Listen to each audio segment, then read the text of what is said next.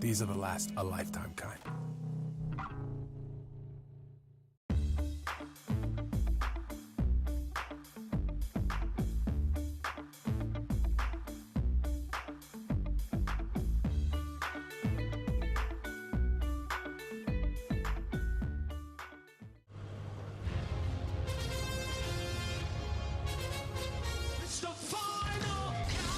If you're the band Europe, you love a final countdown. It's what you do. If you want to save 15% or more on car insurance, you switch to Geico. It's what you do.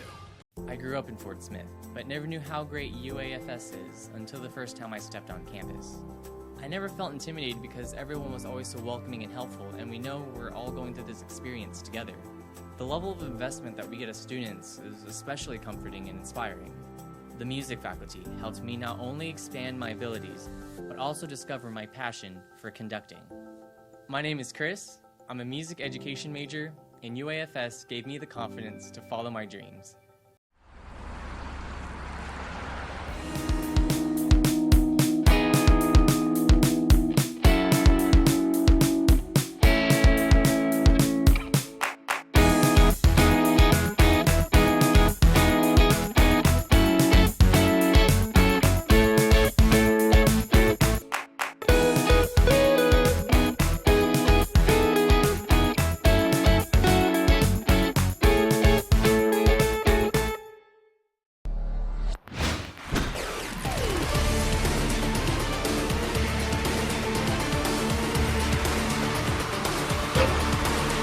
Conference.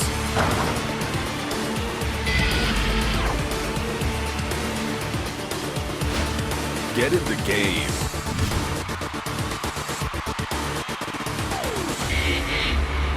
Heartland Conference. Get in the game. I'm getting a lot for my money here at LCU. The value of coming to LCU is priceless. I mean, you get to work around professionals who love you dearly, who love what they're doing, and to put those two together, you can't put a price on it. I think the most valuable thing about LCU is that I'm receiving an excellent education, but I'm also being spiritually guided through that education. If a student is on the fence about coming to LCU, this place is one that will change your life forever. Believe, belong, be blue at Lubbock Christian University. Cheer for the stumbles. The he shoulda had that's. And the tears that linger. For in those moments, greatness lies. There you will find the provoked, the determined, the unified. It's in those moments that champions are born.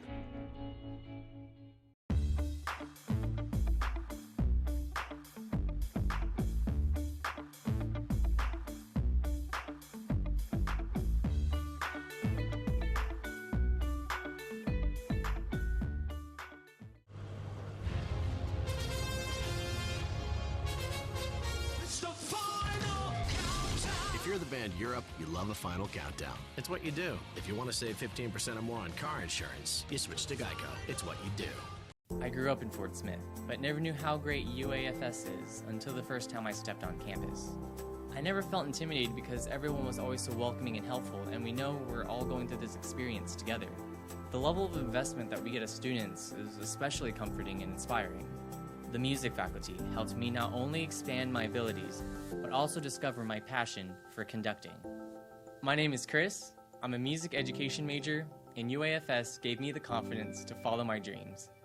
The academics at LCU, they're very strenuous, but they're worthwhile. I would honestly say that the academics are top-notch. Being in small classrooms and getting to have those personal relationships with your professors really enhances the academic environment and academic experience. It's very easy to learn when you have professors who genuinely know you and genuinely care about your growth intellectually. Believe, belong, be blue at Lubbock Christian University. When you meet a St. Mary's graduate, when you meet anybody that has any sort of involvement with St. Mary's, you'll see that they're all good people. In fact, they're great people that care about the community, that care about what they do on a daily basis, and I'm proud to have had the opportunity to attend a university that cares so much about community, about students, and really does give back in a way that can't be matched around the nation. We are here today in the Rip Griffin Center at the men's and women's basketball games, and we presented a wish to Angel Martinez.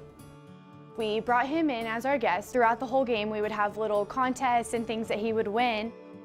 Our first surprise was to do a name drawing, and then he got a signed basketball from our basketball players.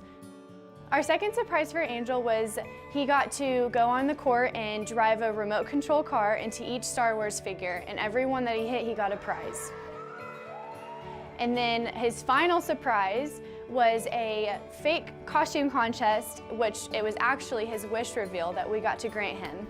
So everybody thinks this is a costume contest, but it actually isn't. We're actually here for someone much more special to us. So that special someone is Angel Martinez. You're going to Legoland!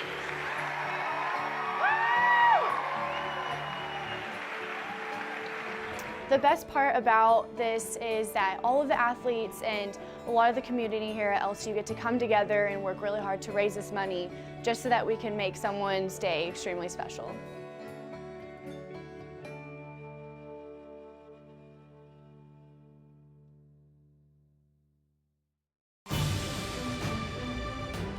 The first step to discovering the world starts by discovering who you are and who God created you to be.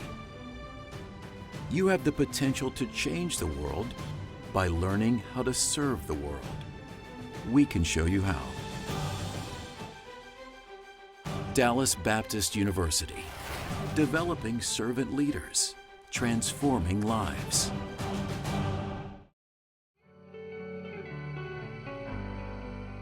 You are a collection of moments, ambition, lessons, and ideas. Learning isn't buildings or borders. It goes beyond the classroom to places you never imagined. What you do with it makes all the difference in the world. Discover a more dynamic you, a more employable you. Discover the international you at Texas A&M International University.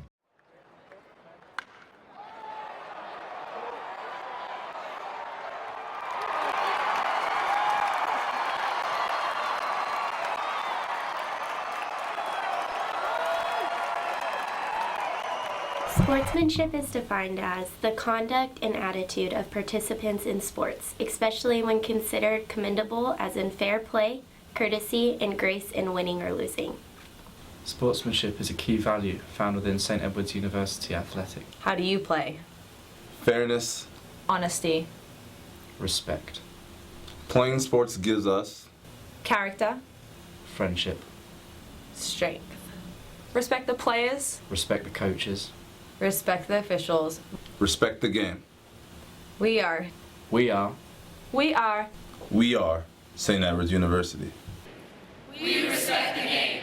It's not whether you win or lose. It's how you play the game.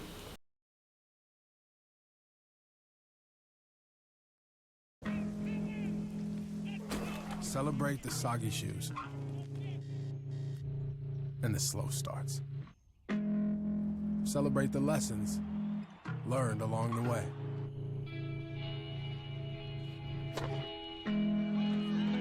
These are the wins. Not the shiny, nail-biting kind.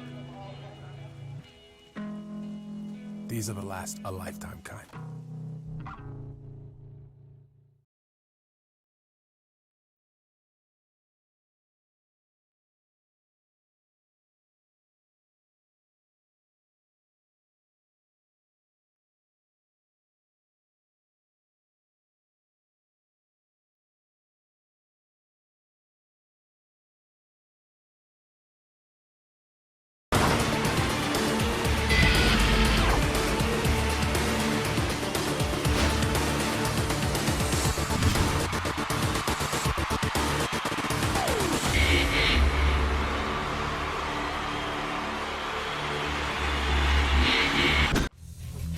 And we welcome you back to the UMAC, live from Tulsa, Oklahoma, the site of the 2016 Heartland Conference Tournament. Hello again, everyone.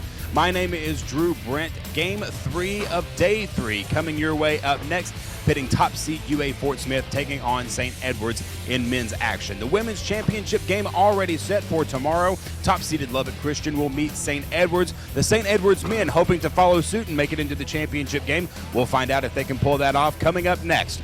Let's go now to courtside with our analysts, Dave and Sean. Guys, over to you. All right, thanks so much, Drew. David Salzman, Sean Tiemann with you as we had a fun women's semifinals. St. Edwards pulling off the upset over Arkansas, Fort Smith, and Lubbock Christian. That's expected over St. Mary's. And so, Sean, this on the men's side, St. Edwards and Fort Smith, 1 versus 5. But if St. Edwards is to pull off this one, and I think you can look at it much of an upset just because of how close 1 through 7 or 8 has really been on the men's side all season long. Well, I'm a boxing fan, David, and styles make fights, as you well know, and I think in this one we have a stark contrast in styles. Arkansas, Fort Smith wants to push the basketball, run and have fun, in addition to shooting a lot of jump shots. St. Edwards will, I think, try to slow the pace down a little bit, try to work the half-court offense a little more. St. Ed's will need to hit from deep, though, I think, to make this a game. We're going to have 2 fun men's games, I predict, here on semifinal Saturday at the UMAC in Tulsa. Yep, Dallas Baptist and Newman to come. For Fort Smith, a deep team. Tavante Thomas, 20 points in their win last night. Well, they called him Spider. He's from Tulsa. He's back at his hometown. Went to Hale High School, a former Ranger standout. He had for 24 rebounds and 8 of 11 overall from the field, 3 for 3 from the free throw line. Yesterday's narrow win by 8 over St. Mary's. Highlight reel dunker. We saw 3 of those out in open space, right on the floor yesterday for Fort Smith's guard. He'll be one of those that's relied upon in transition and from the perimeter for Fort Smith and head coach Josh Newman. St. Edwards had 4 players in double figures in their 84-69 win over A&M International last night. Ramir Burton with 13 of them. He's their leading scorer. Well, they'll need balance, but Ramir Burton is their best offensive weapon. 5 of 8 from the field. Burton goes to the free throw line an awful lot, although not in the quarterfinal win, just 1 for 1. St. Edwards down Texas A&M International. International just ran out of steam in the second half of that game. But St. Edwards puts so much pressure on you because of how aggressive they play defense. They're still disciplined while they do it. We'll see this contrasted styles how it turns out tonight for this St. Ed's team. Hilltoppers may have played their best half of basketball all year. The second half last night, 58% shooting. Now time for the starting lineups. First, the starting line for the Hilltoppers of St. Edwards. And one goal is 6 from Austin, Texas, number 5, Trey Lindsay. And for the goal is starting junior from Louisiana, Texas, 24, Ethan Gilbert. And one goal is 6 junior from Niagara Falls, Stewart, 25, William Burton. And another guard, 11, senior from Tucson, Arizona, number 10, Randy Blue. And the other guard is 6'1", junior from Austin, Texas, number 1, John Wembley.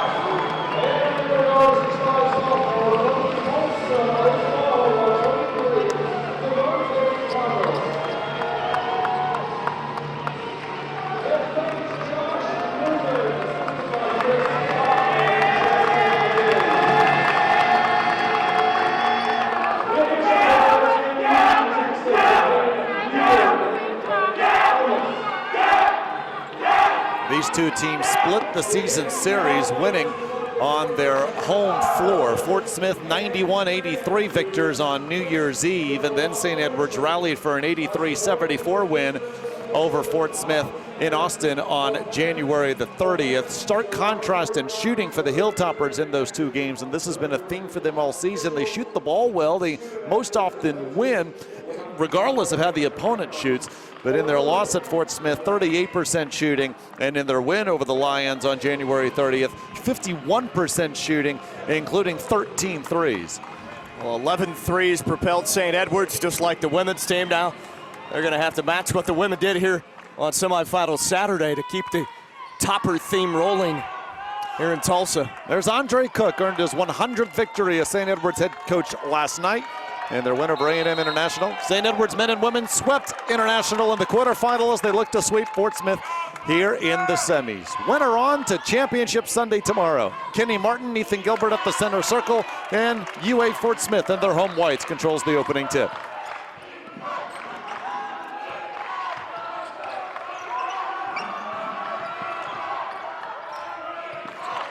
This is Seth Youngblood wearing number 24, their leading scorer.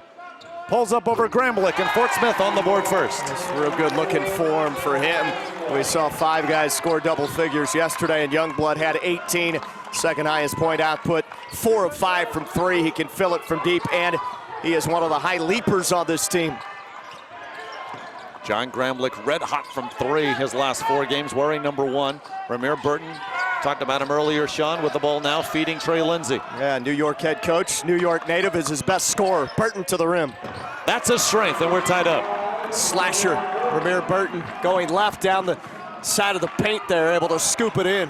Just over 14 points a game, and a foul down low is going to be in the Hilltoppers. And they're going to get Ethan Gilbert for the foul. Josh Newman, 10th year as the head coach of Fort Smith, and of course in our last game, Fort Smith women fall into St. Edwards, final game of Lewis Horton's 30-year coaching career, 648 victories.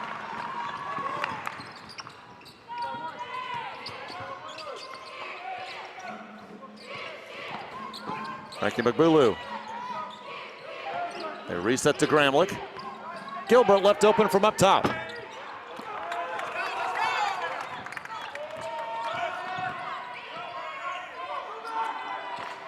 Fort Smith the top seed, though they did not win the regular season conference crown. Rogers State did, ineligible for this tournament, still transitioning into D2. Still tied up, here comes Mabulu. Burton from long range. Alex Cooper brings it down for the Lions.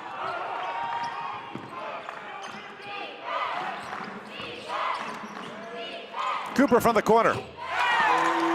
Impact player, point guard, distributor, one of the best in the Heartland Conference in assists per game, but can he also shoot the basketball, as you saw there. His 64-3, then Lindsay misses the layup. Cooper finds Martin, and they'll get Gramblick the block, and then the ball off the chest of Martin. Oh, excellent defense, trekking back for the Hilltoppers. Gramblick was going down the lane and stripped that out of the hands of Martin, that it rolled off Martin's right shoulder, as you could see on the replay.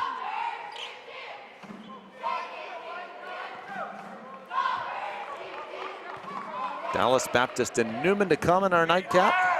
Championship game tomorrow at 3:30. Mabulu, should be mentioned, still playing with a little bit of a right shoulder strain. See how he handles this game against Fort Smith. At times can be physical. Mabulu yesterday, 24 minutes, 9 points, 4 assists. Call for the travel there.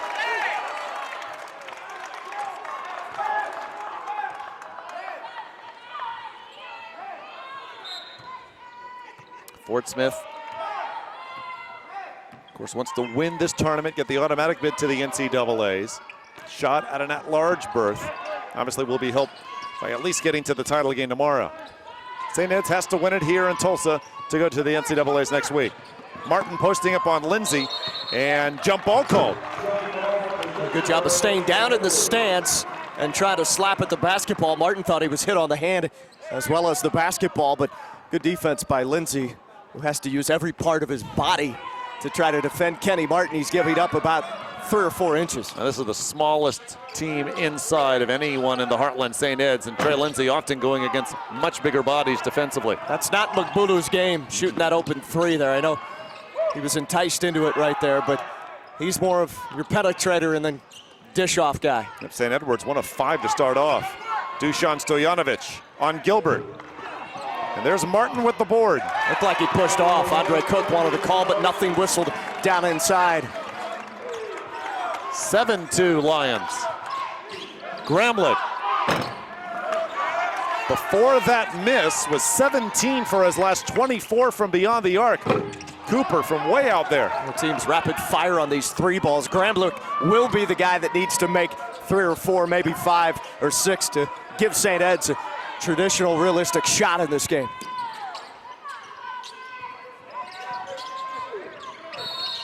Whistle away from the balls on Fort Smith, and Stojanovic will be called for this foul.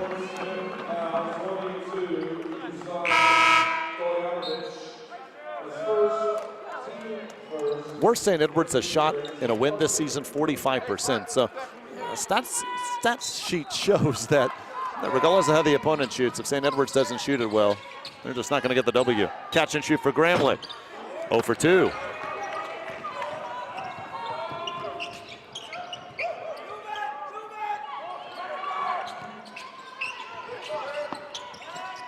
Good ball movement to the corner.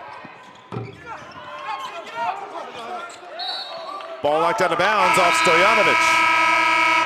St. Edwards ball after our first timeout. Stojanovic with Kenny Martin cleaning it up. Top seed Lions up 5. I grew up in Fort Smith, but never knew how great UAFS is until the first time I stepped on campus. I never felt intimidated because everyone was always so welcoming and helpful, and we know we're all going through this experience together. The level of investment that we get as students is especially comforting and inspiring.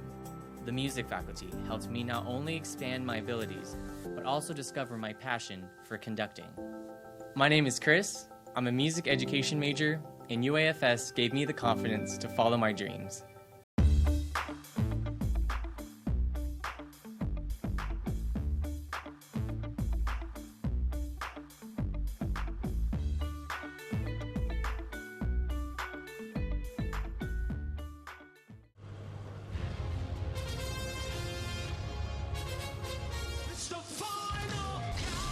If you're the band Europe, you love a final countdown. It's what you do. If you want to save 15% or more on car insurance, you switch to Geico. It's what you do. Arkansas Fort Smith. A 7-2 lead on St. Edwards. Here in the early going, 15:47 to go in the first half. Lions 3 of 9 shooting, but St. Edwards 1 of 7 and 0 of 5 from beyond the arc. Well, they shouldn't stop attempting those threes, in my opinion. You're going to need some makes to stretch the defense out for Fort Smith. They have some bigger forwards underneath, some shot blocking capabilities. We'll see how St. Ed's comes out. Only 2 points in the first 4+ minutes for the Hilltoppers. Need to start cranking up the offense. St. Edwards 10-10 in the Heartland in the regular season. Fort Smith 14-6. Good hesitation by Gramlich into the rim. Maybe that'll help open up his 3-point shot. Needs something easy. That was one right near the rim for Gramlich. His first 2.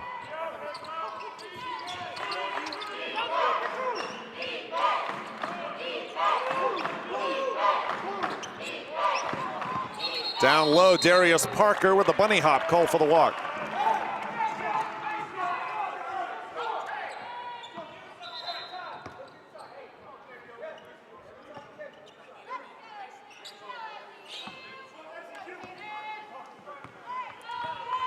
St. Edwards coming in 80 points a game.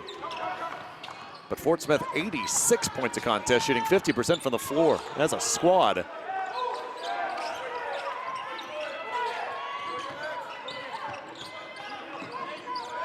$11 to shoot. Burton spin, but short off the rim. Lindsay the board. Oh, they'll call a walk. Second St. Edwards turnover. He does a good job, though, of keeping plays alive. Trey Lindsay that time just turned it over. Had an opportunity after the offensive rebound down in deep, but the steps first.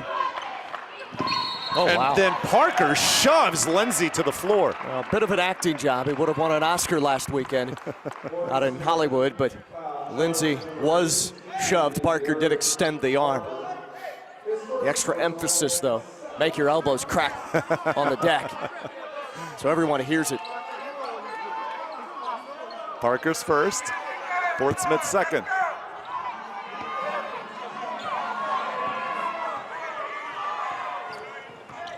Head coach for Fort Smith, Newman, talking to the official, said Lindsay just smiled over here at me. He was arguing that it should have been a flop. Bulu up top, now Burton.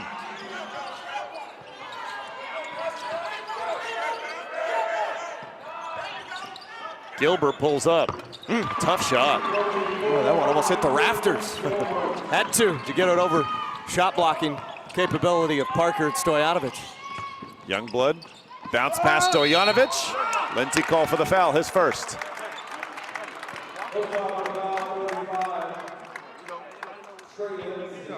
Second foul on the Hilltoppers here in the early going. Dusan Stojanovic. 1 of 2 from the line yesterday, 75% on the year. Fort Smith led by 8 at the half against St. Mary's. Rattlers then in a run midway through the second tied things up, and Fort Smith responded with 8 straight, didn't look back, defeated the Rattlers by 8, 87-79. Quentin Lilly now in for the Hilltopper, 6'4" senior from San Bernardino, California. And it's Trey Lindsay on the bench. Burton squares up.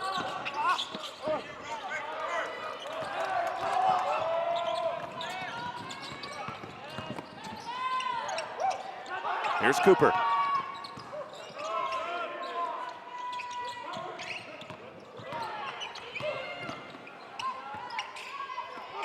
Stojanovic regains control.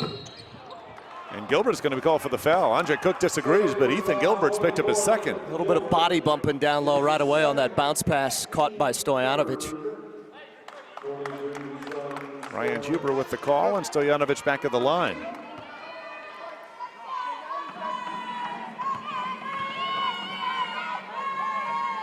Fort Smith, the 4 seed in the tournament last season. Of course, this year at our neutral site, 8 teams making it. But last year, 4 teams, and tournament hosted at the top seed. It was St. Mary's last year. Fort Smith fell in that semifinal game. And then St. Edwards lost to St. Mary's in the championship contest.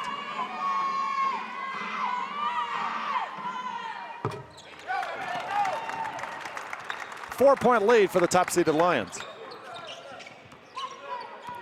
Corey McKendry now on the floor for St. Edwards, 6'7" freshman from League City, Texas. Huge minutes off the bench in the win over International last night.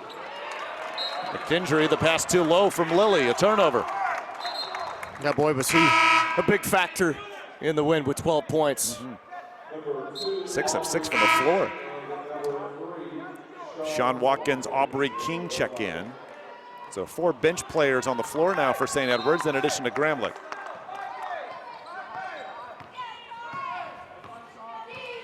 St. Edwards still struggling offensively, 3 of 11. And yet down just 4. Terrace Bourgeois with the basketball slips, and King trying to tie him up. Oh, they're gonna give Fort Smith the timeout, and Andre Cook is almost all the way to the free throw line. Can't believe the call.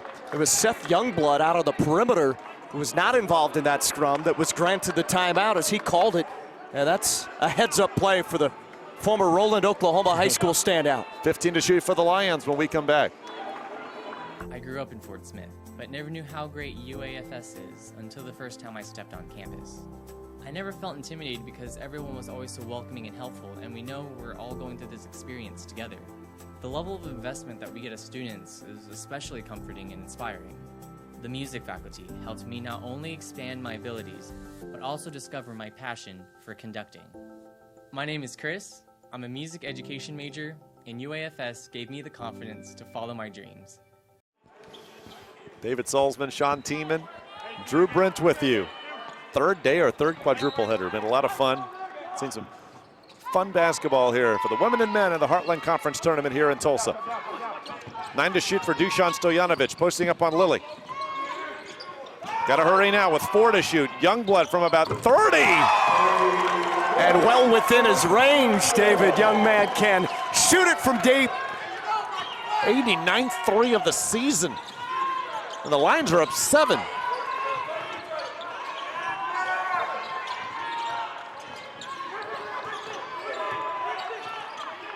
Who will generate offense for the St. Edwards squad? Watkins, got it. There you go. 45% from beyond the arc coming in, backing up Mabulu.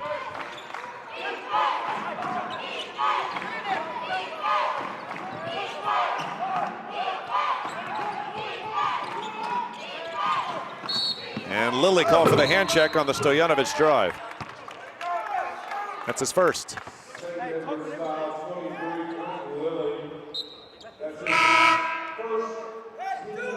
Martin checks in for Stojanovic. There's Quentin Lilly. 4 points, 4 assists, 4 steals in the win last night over an international.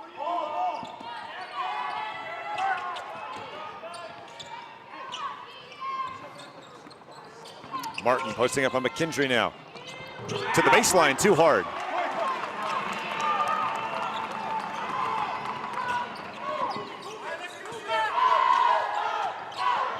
St. Edwards is the deep team. 29 bench points yesterday. And Gramlich, all of a sudden those aren't falling. 0 of 3. He cuts off Cooper and forces the turnover. Cooper dribbles on the baseline. A bit out of control there. There was a little contact, but Cooper tried to peel back and just stepped out of bounds. St. Edwards hanging in, trying to get the offense going. Alex Cooper's Lions up 4.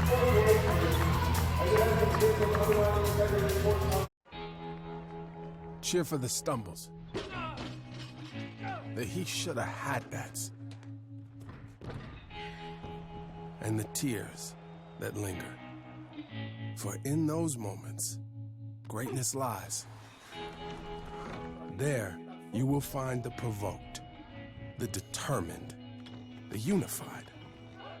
It's in those moments that champions are born. The academics at LCU, they're very strenuous, but they're worthwhile. I would honestly say that the academics are top-notch. Being in small classrooms and getting to have those personal relationships with your professors really enhances the academic environment and academic experience. It's very easy to learn when you have professors who genuinely know you and genuinely care about your growth intellectually. Believe, belong, be blue at Lubbock Christian University. The academics at LCU, they're very strenuous. Fort Smith 4 of 11 shooting. St. Edwards 4 of 13. Let's go to Drew. Benches really talking about playing smarter basketball, finding your shot, particularly on the St. Edwards bench, where they're trying to be a little more patient and not let this thing get away from them. Both coaches emphasizing the same thing that we have heard all tournament long. I believe every coach has said this. You have to play the mental game. You have to play smarter to stay in at tournament time, guys. Yeah, thanks. That shot in Watkins' 3 felt big. I know we're real early here, but St. Edwards was sputtering offensively, and Watkins now brings it down for the Hilltoppers. It's a bonus, any kind of offense that he can put up for you. 3 Hilltopper turnovers, 4 for the Lions. McKendry from the baseline.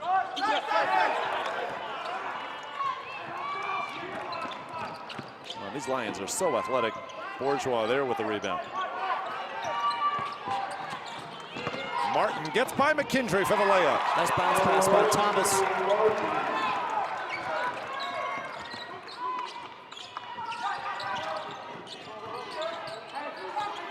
Here's Ramir Burton.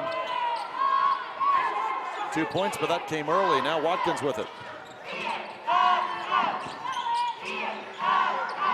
11 on the shot clock. No look feed to Lilly, and good defense Bourgeois, because McKendry had position for the layup. Rather, that was Parker with the tip. Lilly's trying to make another paint pass in there. I would like to see him just go up on that right side of the lane. Threw one away earlier, and this time it was deflected out by Fort Smith. Lilly can be a high wire act down inside around the rim. Aubrey King. St. Edwards, 1 of 8 from beyond the arc. Watkins, though, takes it away. Boy, nice strip inside. Martin was looking for an outlet to give it up to start the fast break, but Watkins dipped in near his waist and ripped it out of his grip. Lilly. Parker held his ground.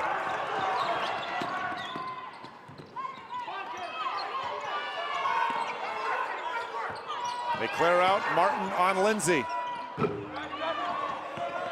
Parker got the tip, and Thomas with it now. Right by King, that won't count, as King's going to be called for the hold.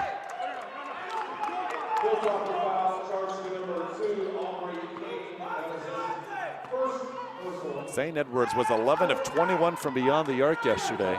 And as mentioned here tonight, 1 of 8. Fort Smith's Lynx giving them trouble. Parker puts the Lions up 8. Oh, nice move, just one-on-one isolated matchup right at the free throw line, but he caught it and elected to rub to the right and go inside.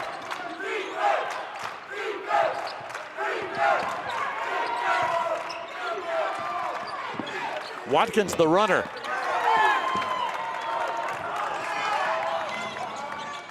On the run, Parker!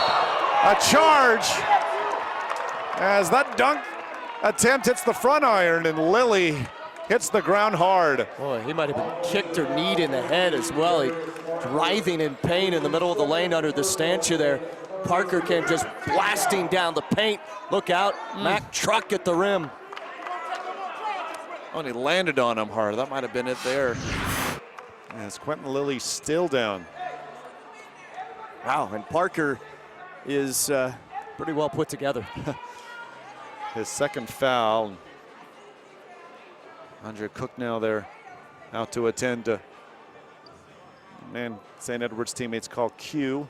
Unfortunately, Lilly on his back. I think he's just trying to wipe off the effects of that impact. That looked pretty impressive from the sideline. I mean, I don't want to see anybody get injured, but Parker, who says this is a non-contact sport? How about Lilly sacrificing his body? Well, the big 6'8" sophomore Darius Parker coming right at him. And Lilly, you can't see it as he turns, maybe you can just kind of squinting his eyes, gingerly walking back as Ethan Gilbert will replace him. Gilbert with 2 fouls. That takes the phrase taking one for the team to a whole new level. He sure did. Third Fort Smith team foul, St. Edwards with 5. Hilltoppers 4 of 17 shooting. For that not to have been a charge, Parker would have had to sail past him clearly. Put his head between his legs. Catch and shoot for King. Yes, and a foul. Well, they really haven't hit some shots here the last few minutes. Needed one to drop in a desperate manner, and King fouled in the process. That felt big. Ogden Vasilovic, freshman from Serbia, picks up his first. Anytime a Hilltopper has an open catch and shoot 3 to the right of us, Josh Newman is kicking the floor hard. Obviously, he's instructed his players to make sure they fight through those screens and get in the faces of these shooters. Aubrey King leading the team in threes coming in. Well, that ball was in flight out of King's hands, also spinning like a top over here. The head coach for Fort Smith Newman as the turnover's forced, and now St. Edwards with some life. Maybe they inspired on by Lilly's charge taken on that dunk attempt by Parker. And here comes Lilly. He's okay. Gilbert comes out with those 2 fouls. A 4-point play cut the deficit in half. Lilly will throw it in right in front of us. Lindsay back on the floor. King, Burton, Lilly, and Watkins as well.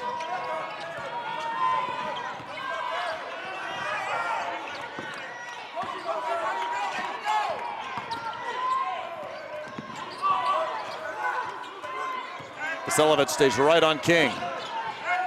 Burton to cut it to 1. 7 in a row for St. Edwards. Not necessarily the best 3-point shooter, but Burton not shy about wanting the ball in a crucial moment here of the first half for St. Ed's. 28% from beyond the arc coming in.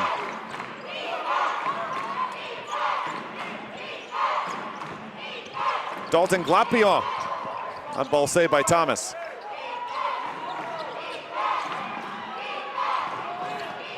And Lily draws another charge. Wait a minute, do we have an overrule? Oh no, a travel. They're gonna get a travel before the contact, so no foul, but a turnover, and St. Edwards a chance to take the lead now. Hilltoppers will take either one, but I thought it was a charge. How about Quentin Lilly? He just got bowled over by Parker, and there he is as he returns, taking another big hit. You need players like that on every basketball roster in the country. Well, he's a senior. He knows this is it for him if St. Edwards is unable to pull this one off against the top seed Lions from Arkansas Fort Smith. 7-0 run for St. Edwards.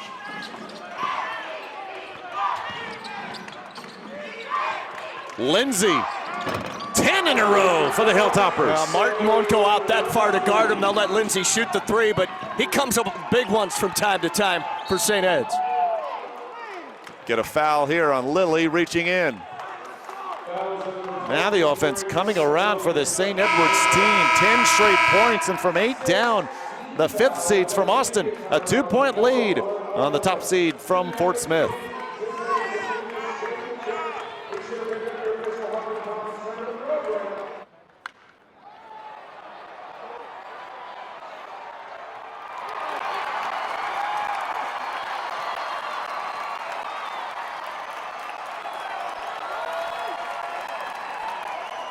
Sportsmanship is defined as the conduct and attitude of participants in sports, especially when considered commendable as in fair play, courtesy, and grace in winning or losing. Sportsmanship is a key value found within St. Edwards University Athletic. How do you play? Fairness. Honesty. Respect. Playing sports gives us Character. Friendship. Strength. Respect the players. Respect the coaches. Respect the officials. respect the game. We are. We are. We are. We are St. Edwards University. We respect the game. It's not whether you win or lose, it's how you play the game.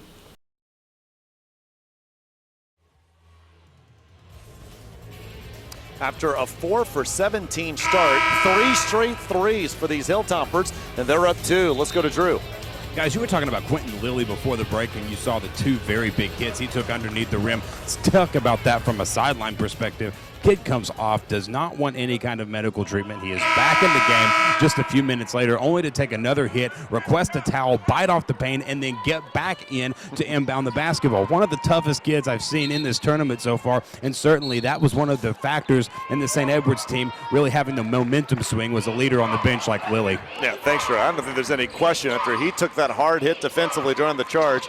The offense has stepped up for the Hilltoppers. And for Fort Smith, it's Stojanovic stepping up to tie things up. He just snuck inside there with a quick dribbling from the left block off the glass for a 2 and the tie. McKendry back on the floor. King. That would have been 4 in a row from long range for St. Ed's.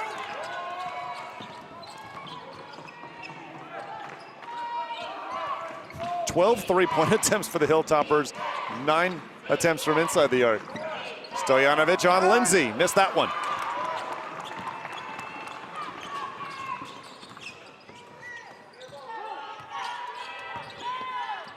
Burton a little indecisive. I think he wanted to pass it off. Almost got his own shot back. He does. Bryant the position. Burton gets the rebound again. Barton, nice little block away there. And Burton was trying to draw the contact. It was not whistled. All defenses trying to prevent Burton from getting to the rim. He did in his first 2 points. Has not been able to get there since. Lindsay posting up on Stojanovic. Good spin. Couldn't finish. McKendry, though, the tip. What he's brought to them on the offensive rebounding side of it, just the size, at least the height to match up with Fort Smith's big here, Martin. Bryant, the baby hook, no. That was tipped by Watkins. Bryant saves. Youngblood. I thought he settled for that jump shot there. They had that loose ball run down in the near corner, a chance to bring it back up top to reset the offense. 2-point St. Edwards lead. 10-2 run. Thought King was going to launch right there. Actually, 12-2 run, my apologies. King again. Yes!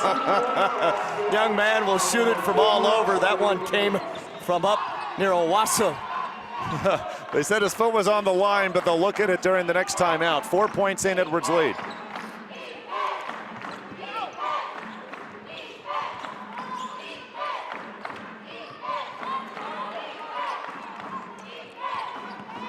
Cooper over McKendry. St. Edwards women never trailed, defeating Fort Smith in our last game. St. Edwards men rallying from an 8-point deficit, now up 4. Down to 2. Stojanovic has been hot offensively with 7. Unorthodox style in the post, but he just gets any kind of little crease, can flip it up and score with either hand.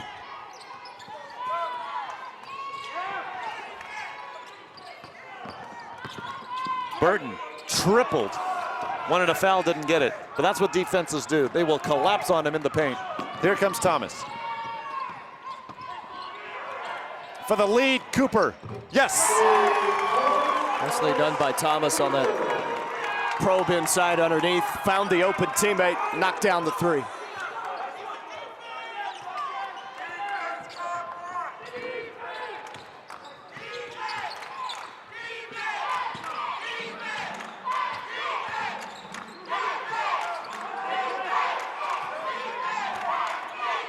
Seven to shoot. McKendry the screen for Burton, who pulls up. Here comes Thomas.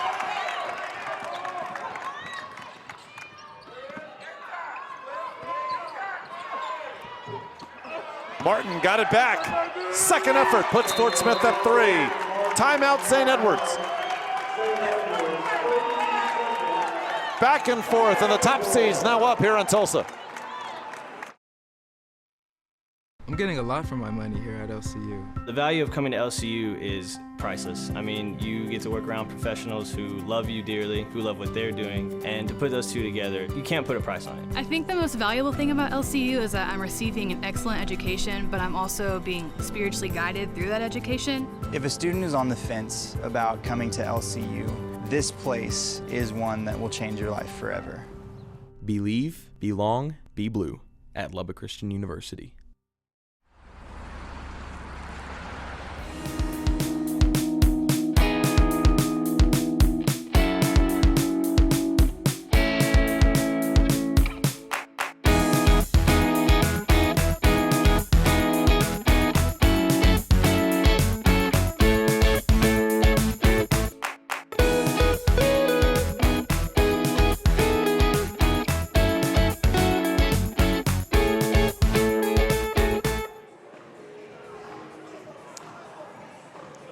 Eugene Jackson, Ryan Huber looking at the Aubrey King jumper, which was ruled a 2, and they keep it a 2.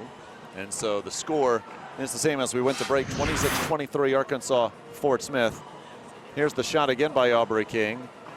And pretty close. Yeah, it's a hard angle there, but they looked say like it was on the line. Tip of his foot on the line. So St. Edwards, 4 of their first 17, then they hit 3 straight threes to take the lead. Now they're just 2 of their last 8, 9 of 28 overall, 32%. And Fort Smith is up to 10 of 23 shooting for 44%. They've hit 6 of their last 12.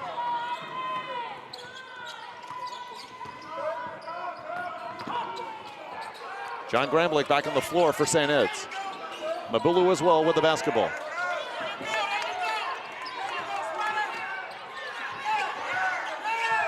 Tight man-to-man defense here by Fort Smith. Lindsay from the baseline, got it. Ready to shoot at a moment's notice. Had an open space just a little bit and popped it through on the baseline. Thomas to answer, no. Mabulu with it on the run. And short over Cooper, they'll call the block. Cooper can't believe it, nor can Josh Newman. And Mabulu comes up limping after that attempt going down the middle of the lane. He was standing there initially. Did he move, though, after Mabulu leaped in the air? First, here's the Lindsay jumper.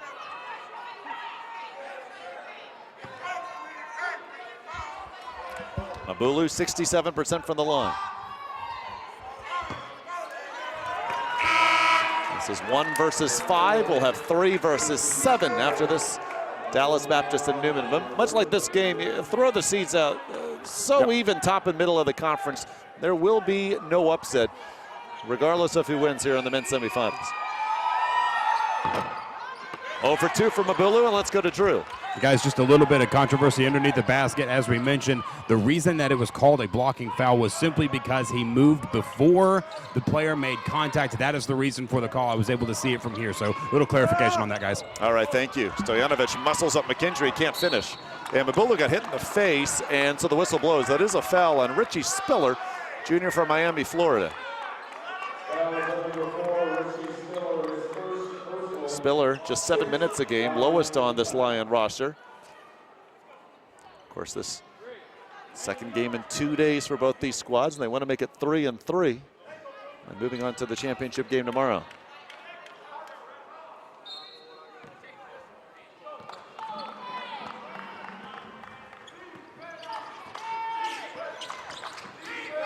Spiller guards Gramlich. Here's Burton.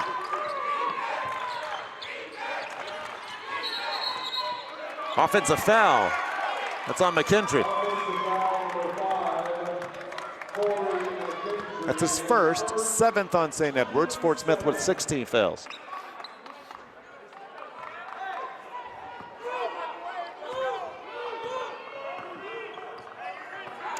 These two teams score in the 80s, but although a fast pace, points hard to come by here.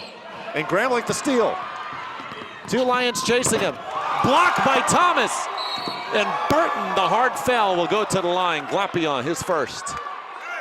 Well, just a lazy pass on the offensive side by Thomas, but made amends, jumping back in the play defensively, sprinting hard back to the goal to block that initial shot until Burton pulled in the offensive rebound.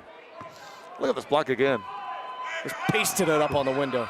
There's no one who can leap in the Heartland like Devontae Thomas. Burton makes the first.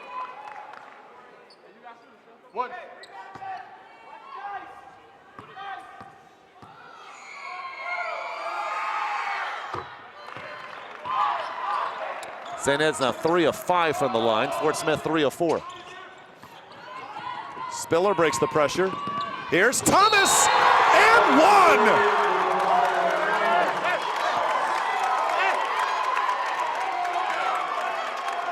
And that gives the Fort Smith faithful something to crow about and brings them out of their seats as well, as he just rises to the roof on that one, the thrust and the foul. And Devontae Thomas casts a big web there. They call him Spider as he climbs up toward the backboard. They want to review the last play.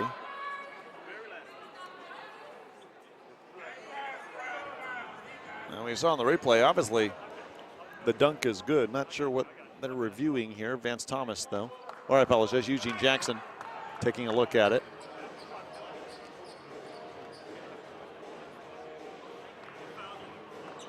And they were just looking to see who the foul was on, and it is on McKendry, his second. They were correct initially. They had initially called the foul on Lindsay, so. Both a 5 in the number. Right.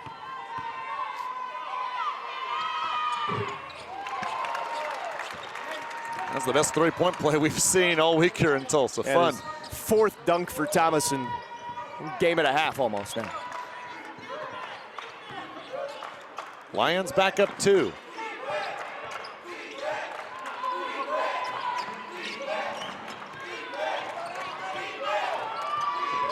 They double Gramlich. Well, they're trying to deny his three-point shot. Lindsay got it stripped by Stojanovic. Another one, here he goes!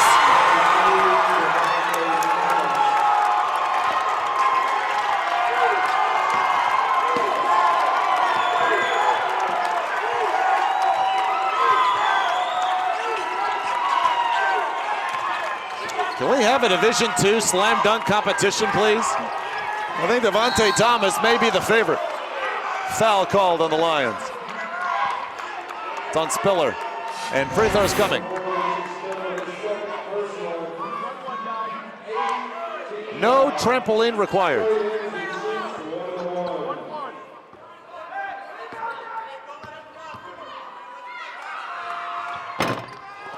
Lindsay misses the front end, and McKendry can't chase it down.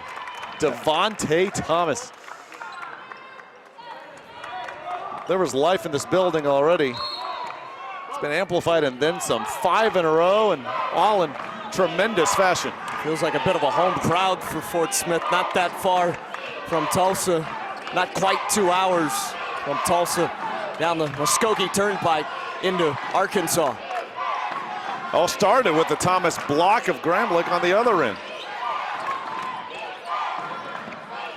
7 to shoot. Youngblood over Gramlich. Thomas almost got to that one.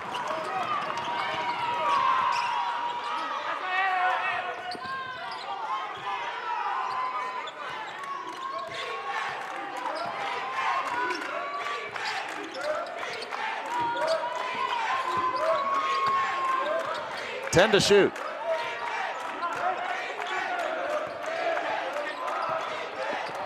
Burton will force it.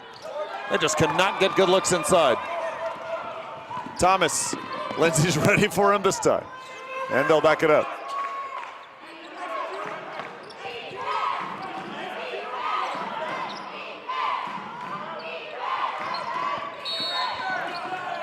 Shot doesn't count. Mabulu called for the foul beforehand, but a 1-and-1.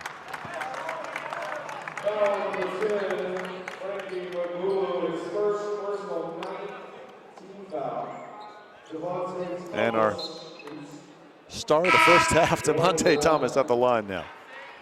Those dunks yesterday were impressive, but he's put on a pretty good show here in the first half as well today. He was 8 of 11 yesterday for 20 points. Missed his first 3 shots here tonight. Now 6 in a row for the Lions from Devontae Thomas. See a lot of the Fort Smith players wear the track style basketball shoes, not covering the ankles, and Thomas is one of those. You want to have freedom of movement, I guess, with your feet, and Thomas has a lot of that. All of a sudden, Fort Smith up 6. St. Edwards can take the final shot of the half. And besides one spurt where the Hilltoppers made 3 consecutive threes, they have struggled offensively against this long, athletic Fort Smith group. Gilbert, way off, and 5 seconds left for the Lions. The Mabulu makes the steal, and Lindsay finishes. And some little momentum for St. Edwards heading into the locker room. But before that Lindsay layup, the Devontae Thomas show, as he has propelled the top seed Lions from Fort Smith to a 4-point lead, 33-29 at the half. I grew up in Fort Smith, but never knew how great UAFS is until the first time I stepped on campus. I never felt intimidated because everyone was always so welcoming and helpful, and we know we're all going through this experience together. The level of investment that we get as students is especially comforting and inspiring. The music faculty helped me not only expand my abilities, but also discover my passion for conducting. My name is Chris, I'm a music education major, and UAFS gave me the confidence to follow my dreams. The academics at LCU, they're very strenuous, but they're worthwhile. I would honestly say that the academics are top-notch. Being in small classrooms and getting to have those personal relationships with your professors really enhances the academic environment and academic experience. It's very easy to learn when you have professors who genuinely know you and genuinely care about your growth intellectually. Believe, belong, be blue at Lubbock Christian University. When you meet a St. Mary's graduate, when you meet anybody that has any sort of involvement with St. Mary's, you'll see that they're all good people. In fact, they're great people that care about the community, that care about what they do on a daily basis. And I'm proud to have had the opportunity to attend a university that cares so much about community, about students, and really does give back in a way that can't be matched around the nation. We are here today in the Rip Griffin Center at the men's and women's basketball games, and we presented a wish to Angel Martinez. We brought him in as our guest. Throughout the whole game, we would have little contests and things that he would win. Our first surprise was to do a name drawing, and then he got a signed basketball from our basketball players. Our second surprise for Angel was he got to go on the court and drive a remote control car into each Star Wars figure, and every one that he hit, he got a prize. And then his final surprise was a fake costume contest, which it was actually his wish reveal that we got to grant him. So everybody thinks this is a costume contest, but it actually isn't. We're actually here for someone much more special to us. So that special someone is Angel Martinez. You're going to Legoland! Woo! The best part about this is that all of the athletes and a lot of the community here at LSU get to come together and work really hard to raise this money just so that we can make someone's day extremely special.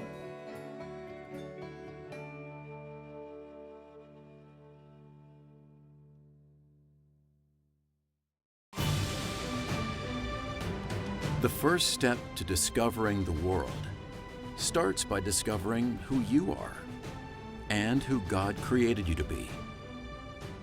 You have the potential to change the world by learning how to serve the world. We can show you how. Dallas Baptist University, developing servant leaders, transforming lives.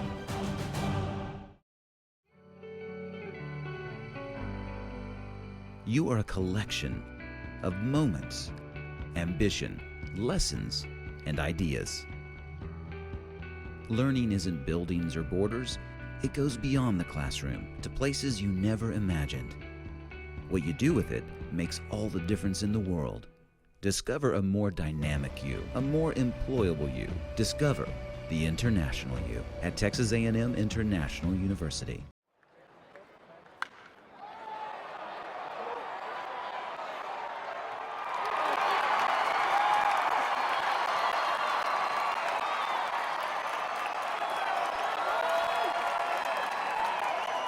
Sportsmanship is defined as the conduct and attitude of participants in sports, especially when considered commendable as in fair play, courtesy, and grace in winning or losing. Sportsmanship is a key value found within St. Edwards University Athletic. How do you play? Fairness. Honesty. Respect.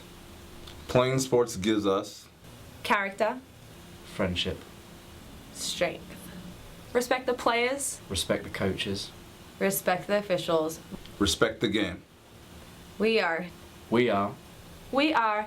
We are St. Edwards University. We respect the game. It's not whether you win or lose, it's how you play the game.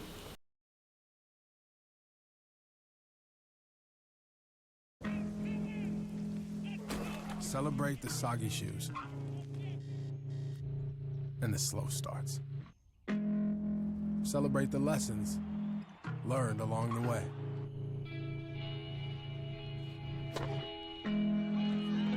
These are the wins. Not the shiny, nail-biting kind. These are the last a lifetime kind.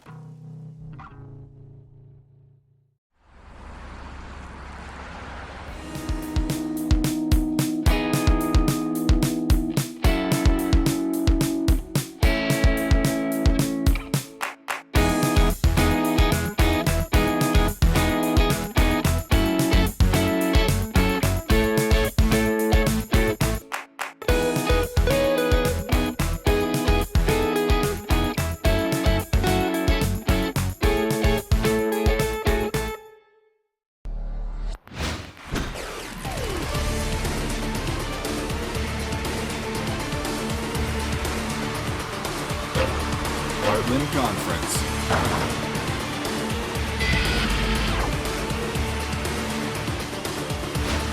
Get in the game.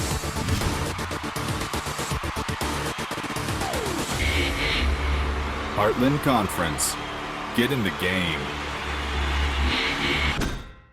I'm getting a lot for my money here at LCU. The value of coming to LCU is priceless. I mean, you get to work around professionals who love you dearly, who love what they're doing, and to put those two together, you can't put a price on it. I think the most valuable thing about LCU is that I'm receiving an excellent education, but I'm also being spiritually guided through that education. If a student is on the fence about coming to LCU, this place is one that will change your life forever. Believe, belong, be blue at Lubbock Christian University. Cheer for the stumbles. The he shoulda had that's. And the tears that linger. For in those moments, greatness lies. There, you will find the provoked, the determined, the unified. It's in those moments that champions are born.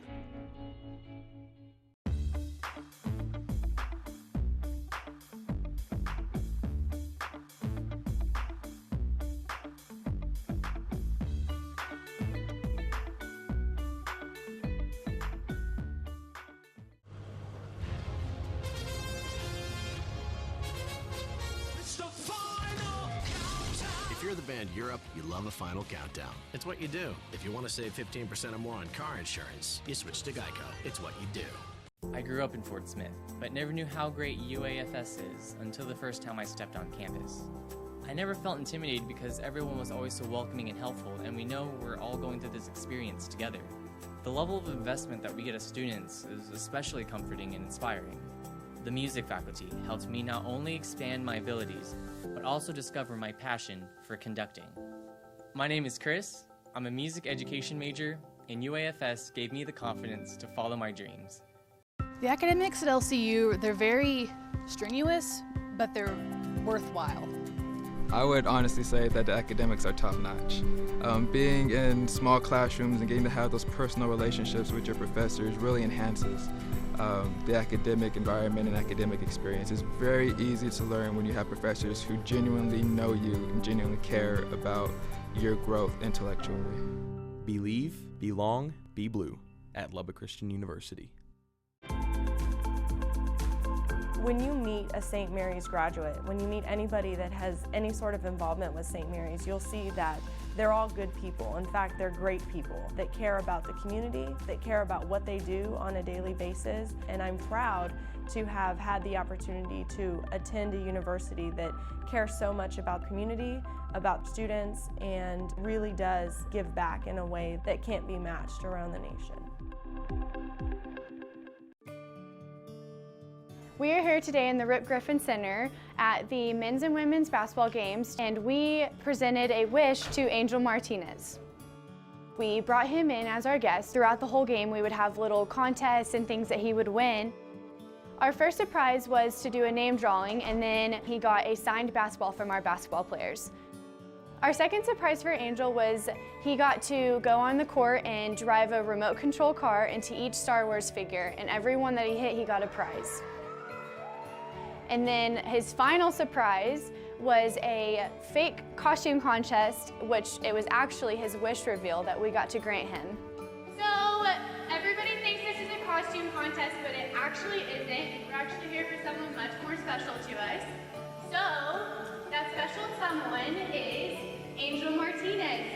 You're going to Legoland!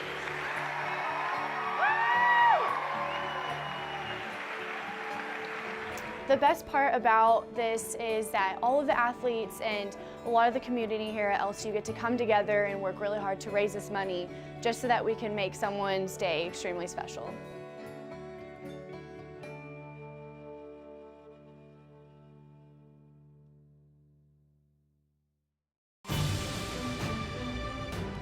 The first step to discovering the world starts by discovering who you are and who God created you to be. You have the potential to change the world by learning how to serve the world. We can show you how. Dallas Baptist University, developing servant leaders, transforming lives.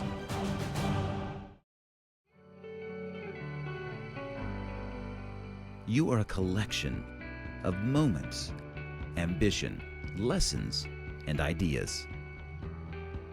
Learning isn't buildings or borders. It goes beyond the classroom to places you never imagined. What you do with it makes all the difference in the world. Discover a more dynamic you, a more employable you. Discover the international you at Texas A&M International University. Celebrate the soggy shoes and the slow starts. Celebrate the lessons learned along the way.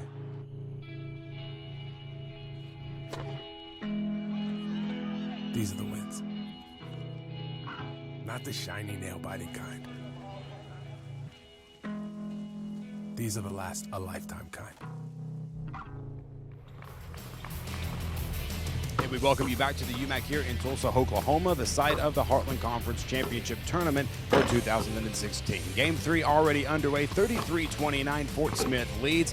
We'll look at your first half stats. Let's go over to David Saltzman and Sean Tiemann, who have the call court side. Guys? All right, Drew, thanks so much. It feels like St. Edwards should be fortunate just being down 4. 33% shooting, 11 of 33, 4 of 13 from beyond the arc, though 3 of 6 from the line.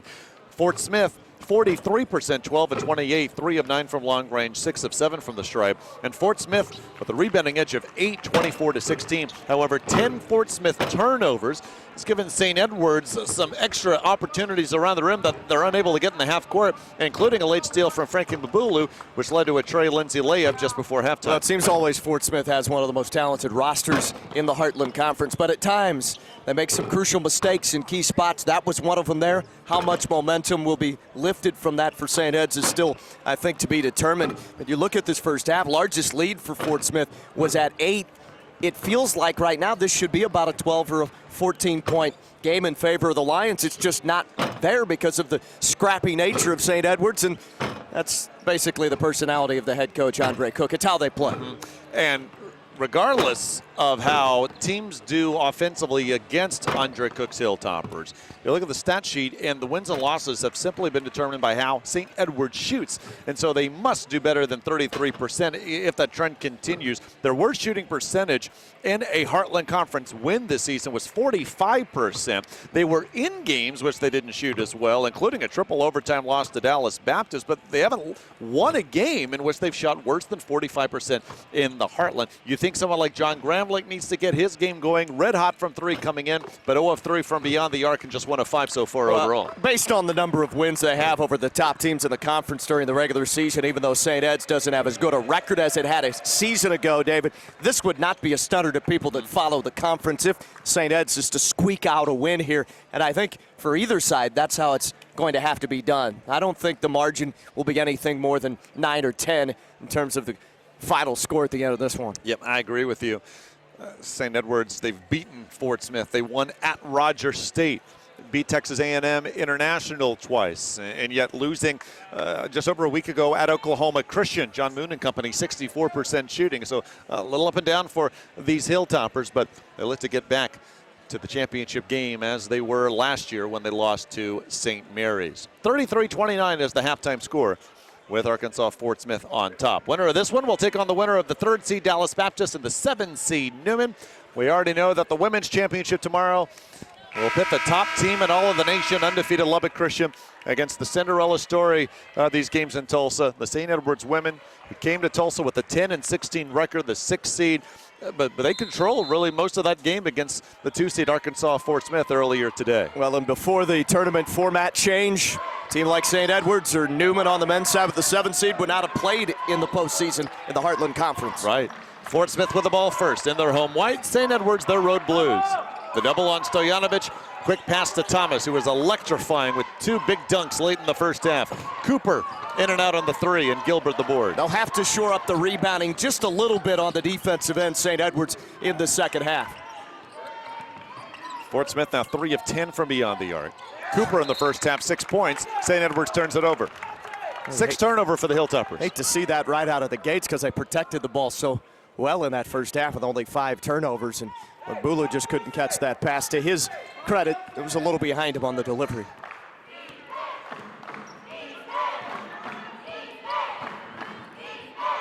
Stojanovic and Thomas, 7 points apiece to pace the Lions in the first half. Stojanovic gets the roll there to give the Lions a 6-point edge. Pretty skilled, isn't he? That's his offhand, left-hand. It looks so natural and pure from Stojanovic right there. Senior from Serbia. One of the nicest young men you'll ever meet. He was apologizing on Senior Day to fans last Saturday at Fort Smith when Rogers State beat him. 12 to shoot. Look at them collapse the paint again. Mabulu gives it a shot anyway. He's not 100%. I think it's pretty obvious.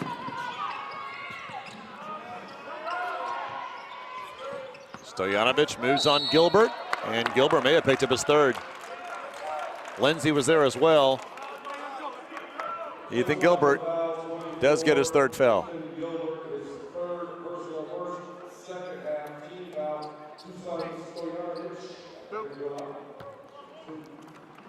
Stojanovic at the line. 75% coming in. Now 4 of 5 from the stripe today. Lilly for Gilbert before the second free throw. Boy, it's Lilly doing some yeoman's work down in the interior defensively. Taking a couple of charges, was whacked pretty hard on a dunk attempt by Parker going right down Broadway.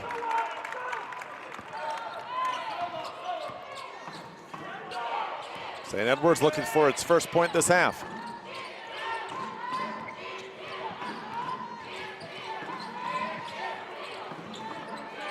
They front Lindsay, continue to crowd the paint, and Gramlich trying to challenge the big man off the mark too.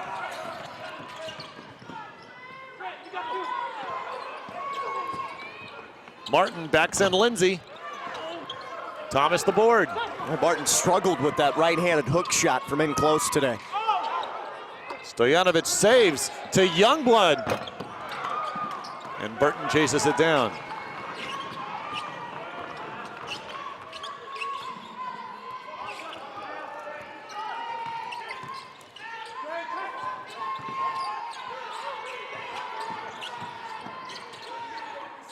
Lilly. Yes. Good rotation, spin of the basketball from the left-handed shooter. It's like left-handed batters in baseball. It looks so natural, doesn't it? 40% from beyond the arc coming in, and that almost fell for Martin, who'll go to the line. Lindsay's second.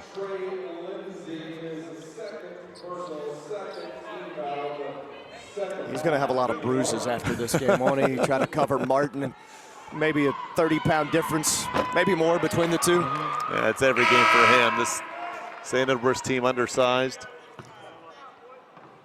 Last year, as they went to the Heartland Championship game, had a 7-footer and Harley Newsman. That was his senior year. 5-point edge. Martin comes out for Parker.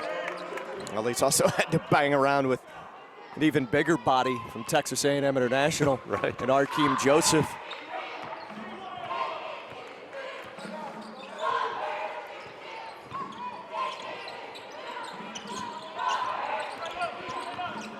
Lindsay shielded Burton, who passed on the three. Wants to drive instead. Tough move. A nifty spin as he goes right toward the cup with that left-handed scoop. Lindsay drew the charge. Yeah, Cooper a little bit out of control right there, not looking where he was headed. Cooper's second, first on the Lions this half. It's been a problem as of late for Cooper. Trying to stay on the floor, the point guard, real effective performer, but second foul. He has just 6 points in this game. Can shoot the three. One of the top assist players in the Heartland Conference. He has to play within himself. Hilltopper's just hanging around now. A three will tie.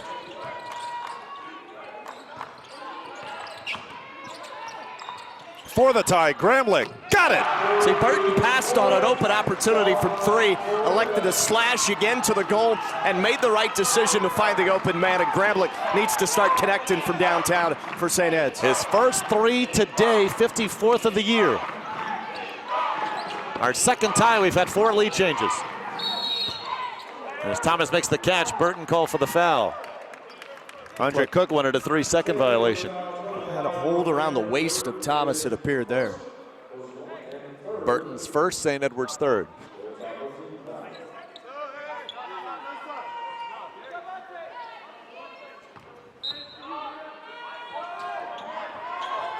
Thomas moves on Burton now. Has he been impressive today? 9 points, 6 boards for the sophomore from here in Tulsa.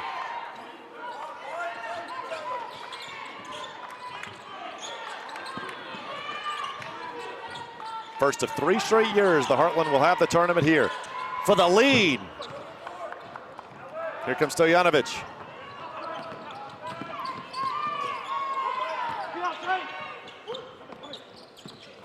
Youngblood catch and shoot from the corner. 5 in a row for Fort Smith. Yeah, good ball movement, crisp passing by Fort Smith, and Youngblood on the receiving end of that one. A lot of times so far in his young career at Fort Smith, that catch and shoot 3 just ripples through the net. His second 3, 8 points tonight. Gramlich to answer. Another one. That's gutsy by Gramlich.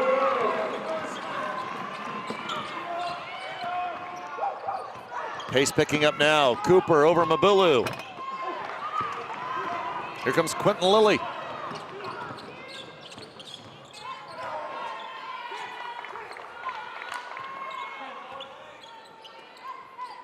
Two veteran teams here. 3 seniors leading the St. Edwards team. Lindsay, Mabulu, 2 of them. For the tie, Trey Lindsay. Well, the deeper you go in tournaments, you'll find the more experienced teams left standing.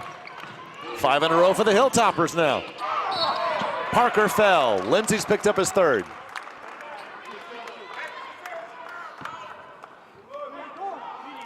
John Gramlich was red hot from 3 coming in.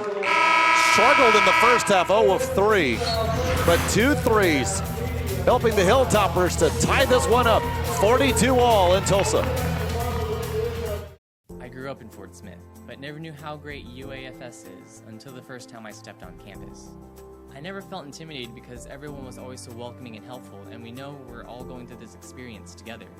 The level of investment that we get as students is especially comforting and inspiring. The music faculty helped me not only expand my abilities, but also discover my passion for conducting. My name is Chris, I'm a music education major, and UAFS gave me the confidence to follow my dreams.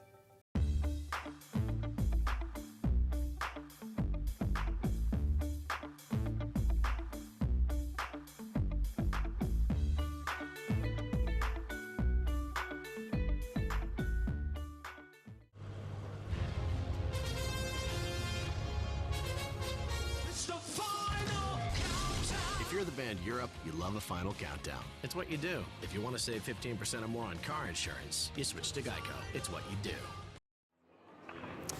Fort Smith, the edge in field goal percentage, 8 of 11 from the line, a rebounding edge of 9, but 11 turnovers to St. Edwards 6 has led the Hilltoppers to have 6 more field goal tries, and one reason why Hilltoppers are right in this thing, in fact tied with 14:48 left. Yeah, and some of those points off turnovers have come from the 3-point line. St. Edwards, pretty good job hitting 3s yesterday. The quarterfinal round, they've hit 7 3s here in this one to this point against Fort Smith. Fort Smith with 4 triples going down. Josh Newman looks on. St. Edwards' best turnover margin in the league, +5 today, and points off turnovers edge in this game of 19-7. Darius Parker at the line. 59% from the stripe. 4.7 boards last night and the 8-point win over St. Mary's. Yesterday afternoon, rather.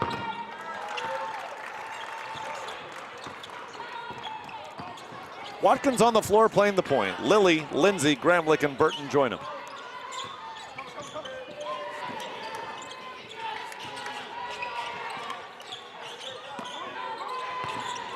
Lilly steps back. Here comes Cooper. And Watkins call for the foul. His first.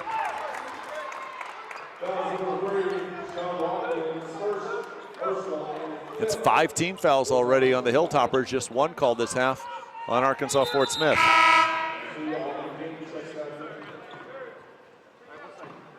King for Burton before the inbounds. Terrace Bourgeois in for Fort Smith. Scoreless tonight, 7 points, 4 rebounds yesterday. Cooper and Youngblood on the floor as well with Stojanovic and Parker. Parker with position. Missed with the left hand, but Stojanovic the tip to Bourgeois.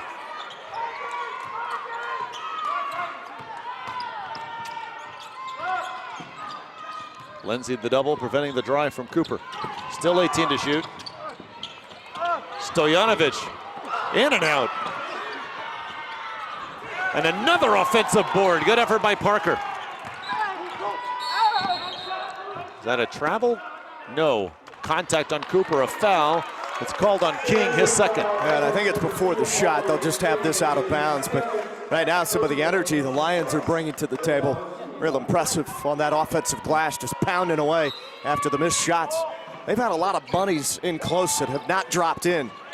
Youngblood again. 11 for Fort Smith's leading scorer coming in.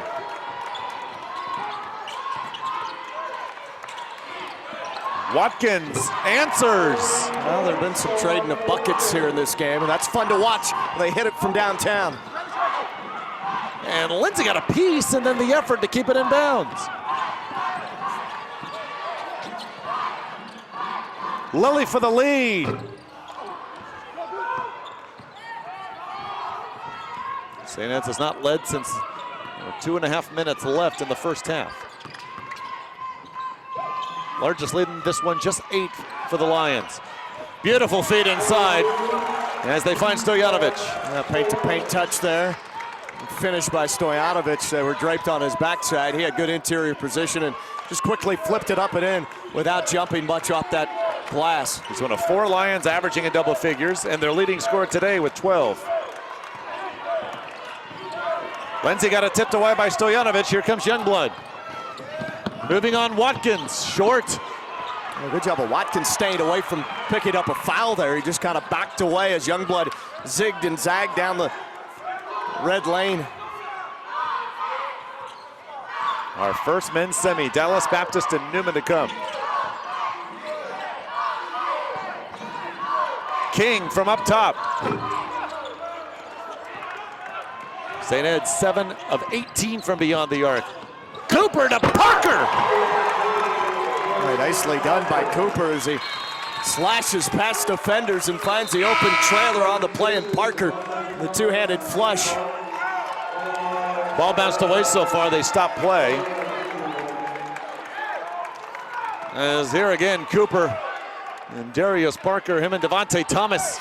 Some high-flying acts so far in this one. McKendry on the floor for St. Edwards now. Lindsay takes a seat. Bryant back in for the Lions.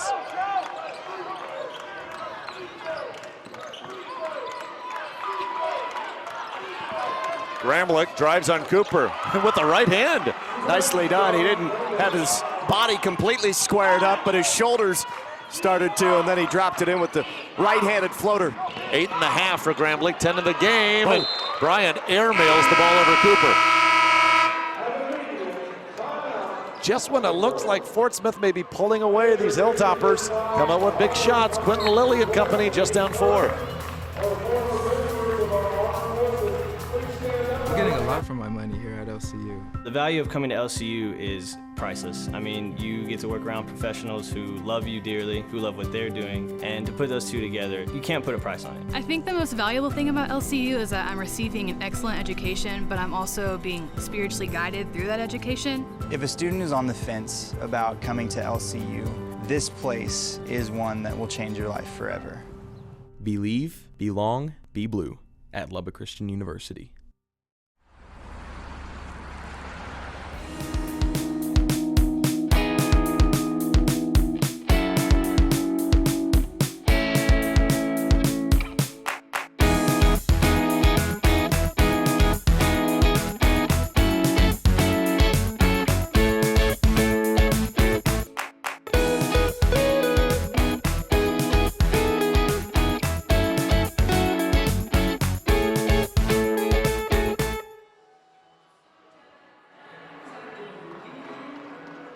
Four-point lead at the half and a 4-point Fort Smith lead now with 11:41 left. Let's go to Drew. Guys, both benches really stressing the importance of execution in the waning moments of this ball game. Both also feeling that they are still in it. You know, Fort Smith, as you mentioned before the break, David, felt kind of like they were trying to pull away, and that's one of the emphasis of, that the coaching staff was trying to make. You had a run. We had an opportunity here. Once again, both teams saying, look, we've got to play smart basketball if we want to advance here in the tournament, guys. All right, thanks so much.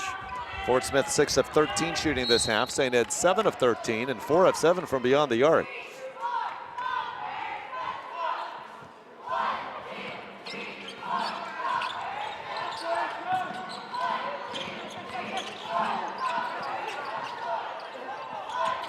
King in trouble, feeds Lilly. Working on Parker. McKendry.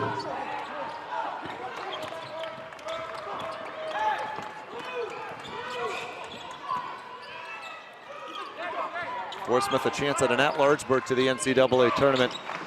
Chances obviously hurt with a loss here. They get to the title game, they should feel pretty good. As Watkins with the basketball. And McKendry to the rim.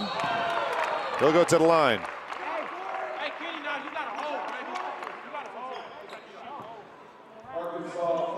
The new South Central regional rankings as we see a Parker foul on McKendry. Lubbock Christian 6, and of course they're out, falling to Newman yesterday. Arkansas Fort Smith 7, Dallas Baptist 8. And good news for the Heartland. West Texas A&M fell in the semis of the Lone Star tournament. They're 9th. Colorado Mesa fell in the semis of the RMAC tournament yesterday. They're 10th. There are no bubble bursters from any other conference. Likely what will happen then, at least until today, would be Lubbock falling to 8.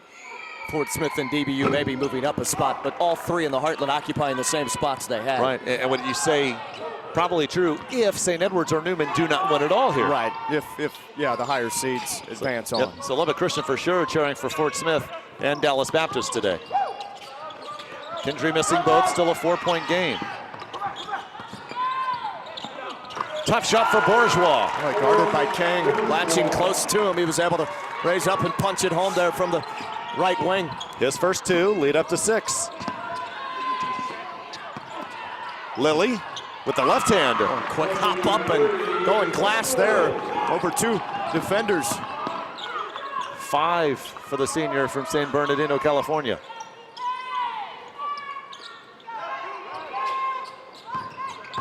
Bryant. McKendry forces the fadeaway. Another offensive board and now a foul. Well, the rebounding edge continues to increase for Fort Smith, plus 14 now. Kenny Martin struggling from the field with that fadeaway shot there. He takes a big deep breath as he talks to the official. He is struggling shooting inside that lane, the big man for Arkansas Fort Smith. For St. Edwards, Gilbert and Lindsay have 3 fouls apiece. Slew of Hilltoppers with 2. Darius Parker, one of 3. Lions with 2 fouls, but none with 3 as Parker's at the line. 6 points and 2 of 2 from the stripe today.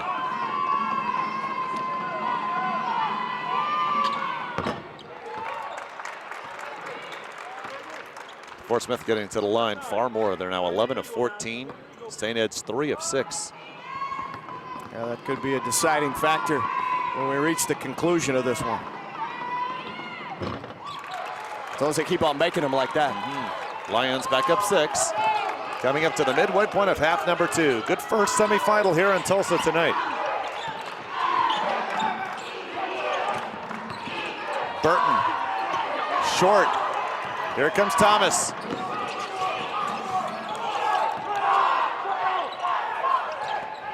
Nice job racing back defensively to cover, because look at how explosive Thomas can be. Quick off the dribble and can really jump up. Have 2 thunderous dunks late in the first half. 9 on the shot clock. Spiller off the window. Richie Spiller, 1.5 points a game coming in, gets 2. And the Florida A&M transfer rarely gets a lot of minutes in conference play, but having to play a little bit here with Cooper's foul trouble, and Spiller looked fluid on that offensive finish. Watkins will go to the line. This is the Lions' biggest lead at 8. And Watkins will look to cut into it now. That's a 3rd foul on Spiller.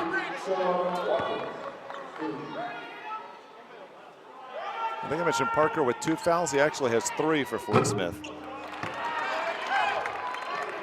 And St. Edwards struggling from the line here in the second half.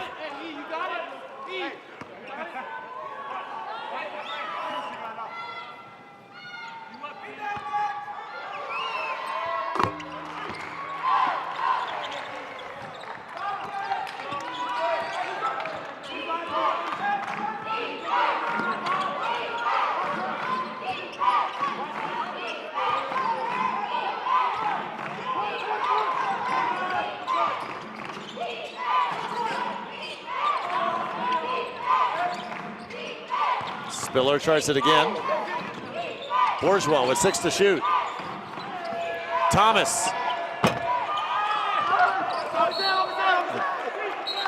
And whose ball? I think they hit the head of a Lion. It looked like it did from here. The officials will talk it over.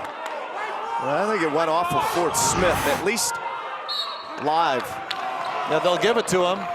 Oh, now on the replay, I thought it went off of Watkins. Ryan Huber overruled Vance Thomas, who thought it was Fort Smith ball. I'd have to see another replay. I wasn't certain.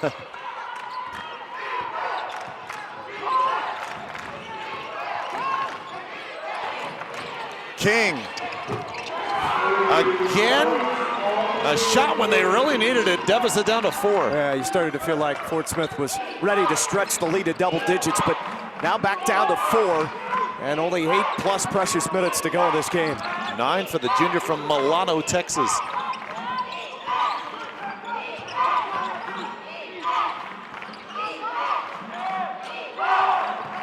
Eight to shoot.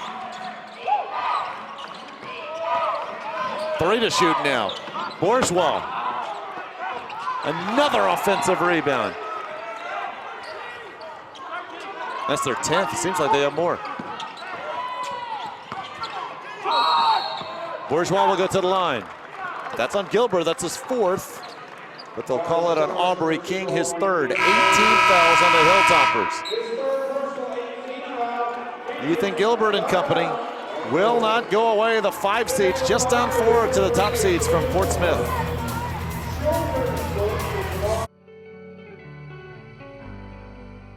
You are a collection of moments, ambition, lessons, and ideas.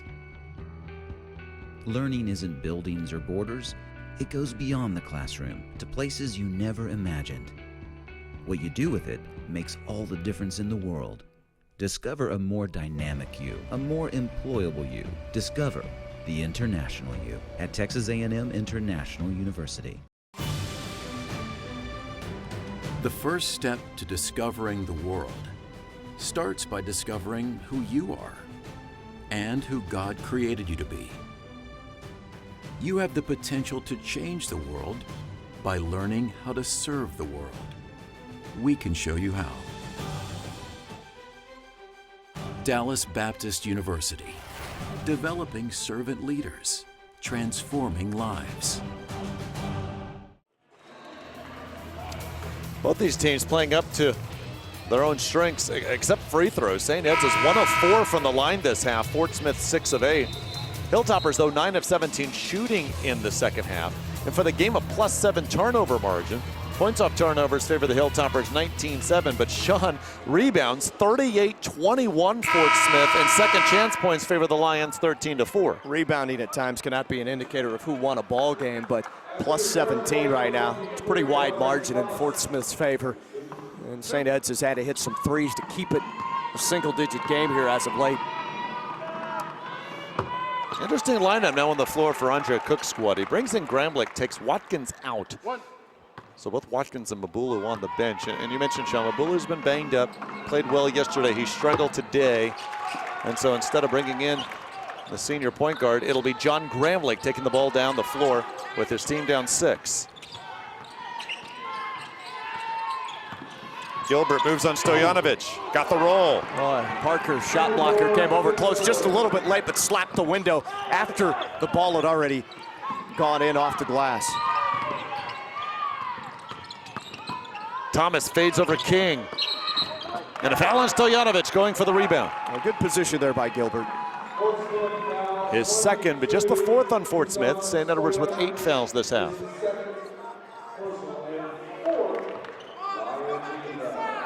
So Fort Smith had taken the 8-point lead. 4 in a row now by St. Edwards, looking for more.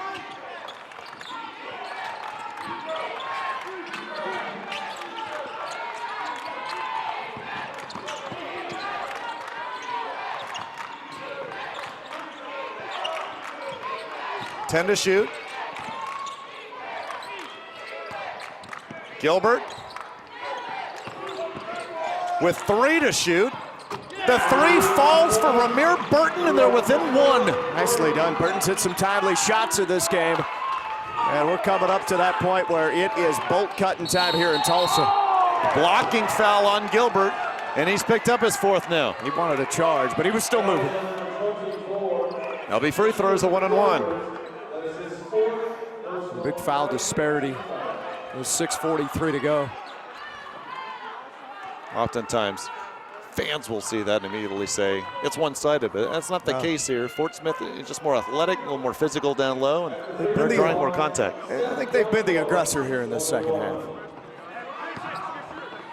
Seth Youngblood, a 1-and-1, 77% shooter coming in. Those offensive rebounds really stick out in my mind in the second half. Second chance points are now 15 for Fort Smith.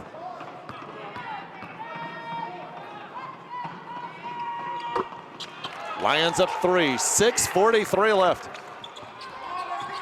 As expected, fun first semifinal here on the men's side. On the women's side, Lubbock Christian St. Edwards for the title tomorrow at 1 o'clock. Gilbert, with a foot on the line, a little off balance, cuts it to 1. Well, just a long wind-up, and he knocks it in. 6 for the junior. Thomas cut off. Stojanovic over Lilly. And St. Edwards can take the lead. They have not led since there were 2.5 minutes left in the first.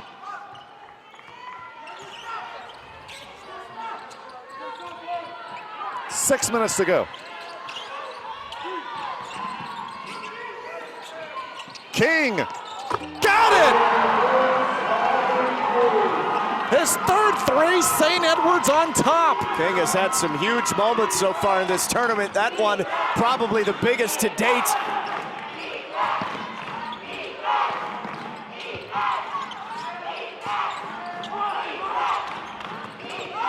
Gramlich the steal. 2 behind the backs on Cooper, into the rim, got it again! With the left hand, some crafty dribbling by Gramlich as he goes deep. And now, how does Fort Smith respond? It'll be a timeout first. A deep St. Edwards team, and everyone stepping up. Burton and Gilbert with big outside shots. The King 3 to give them the lead, and John Gramlich. Not 1, but 2 behind the back dribbles. His finish puts St. Edwards up 4.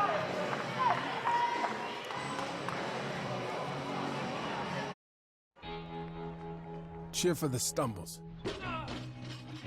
That he should have had that. And the tears that linger. For in those moments, greatness lies. There, you will find the provoked, the determined, the unified. It's in those moments that champions are born. The academics at LCU, they're very strenuous, but they're worthwhile. I would honestly say that the academics are top-notch. Being in small classrooms and getting to have those personal relationships with your professors really enhances the academic environment and academic experience. It's very easy to learn when you have professors who genuinely know you and genuinely care about your growth intellectually. Believe, belong, be blue at Lubbock Christian University.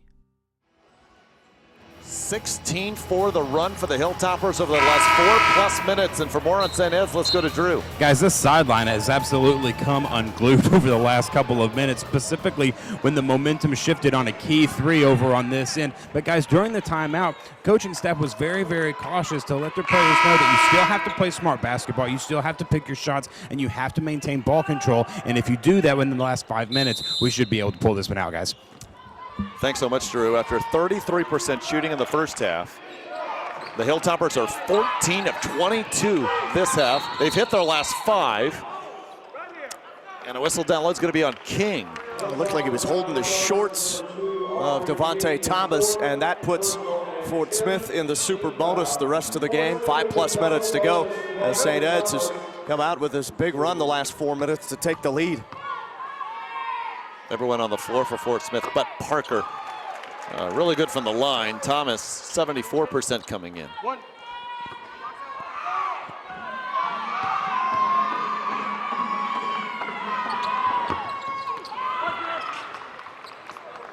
Bucket gives St. Ed's its biggest lead after they were down 8 at the 9:29 mark.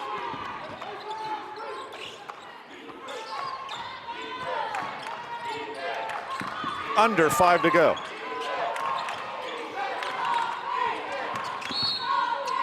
They'll get Cooper for the foul. That's the 5th team foul on Fort Smith, so just a fresh shot clock for the Hilltoppers. 3rd on Cooper. Gramlich, since he's re-entered the game, has come out with a fire in his belly. Hilltoppers 11 of 23 from beyond the arc tonight. Burton.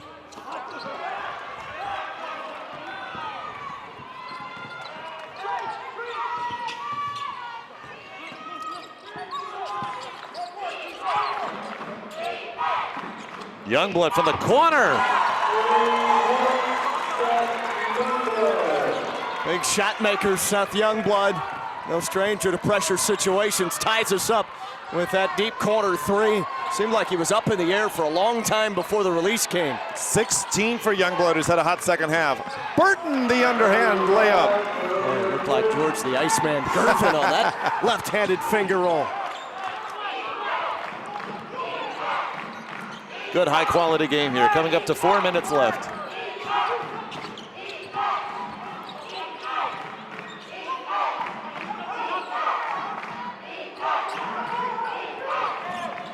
Youngblood splits 2 defenders, and to the rim, good and a foul! Another nice job of hanging up in the air. Had a bigger defender come out on him and took the body contact, upper torso, somehow still was able to put it up over Lindsay before his feet planted back on the floor and banks it home for 2. And Lindsay picks up his 4th. Seth Youngblood to the line to try to give the top seed Lions the lead when we return.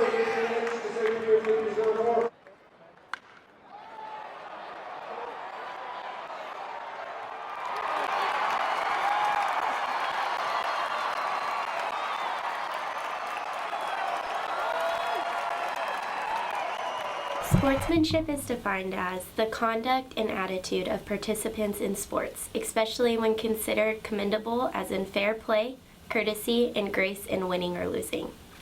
Sportsmanship is a key value found within St. Edwards University Athletic. How do you play? Fairness.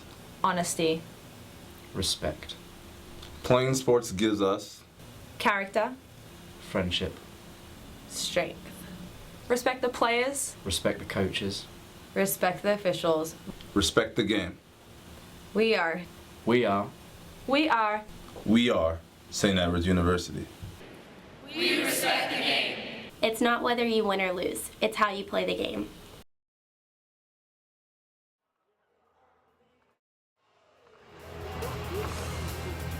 Both these teams really heating up now. St. Edwards has been hot all half.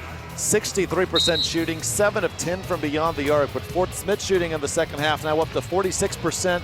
And their leading scorer, the junior Seth Youngblood, about to go to the line to try to get the Lions the lead. We're tied with 3:53 to go. Well, part of the reason St. Edwards had a 4-point lead just a moment ago is because of the low number of turnovers. Just 7 giveaways for the Hilltopper men.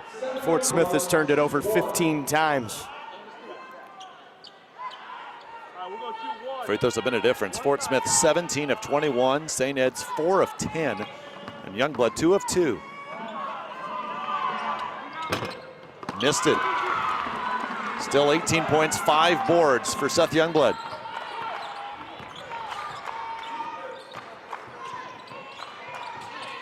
Lilly lost it. Just saves it before Parker gets there. 15 on the shot clock.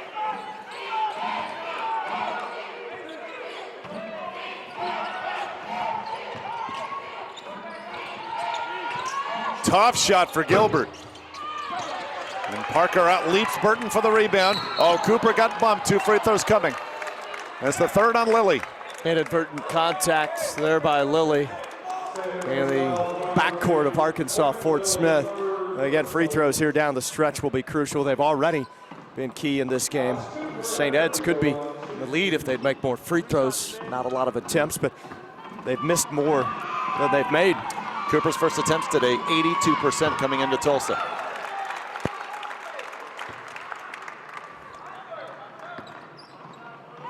Dallas Baptist and Newman await. It'll be our nightcap. 2-point Fort Smith lead.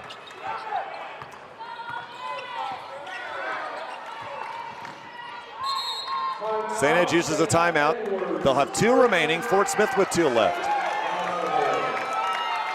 3:15 remaining. Who will be our first participant at Championship Sunday on the men's side tomorrow?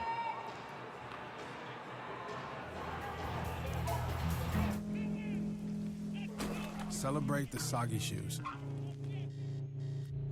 and the slow starts. Celebrate the lessons learned along the way.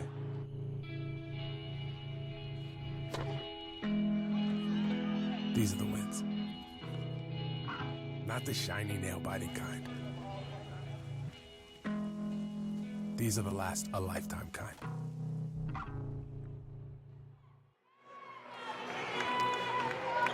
David Salzman, Sean Tiemann, Drew Brent with you. Fun day. Cinderella on the women's side, St. Edwards to the title game against Lubbock Christian tomorrow. There are no Cinderellas left on the men's side, despite the 5 and 7 seats still participating in St. Ed's. Looking to make it a sweep of Fort Smith, but they're down 2, and Sean Watkins on the floor plays the point.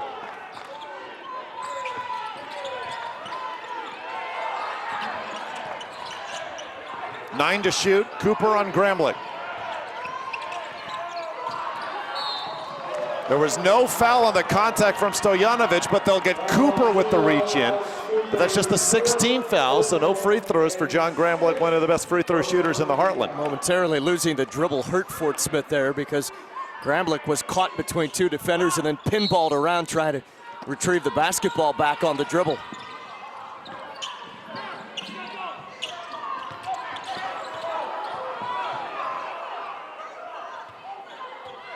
Watkins, Gramlich, Gilbert, Burton, and Lilly for St. Ed's. Burton spins, took too many steps. Just the 8th St. Edwards turnover, but that's a key one.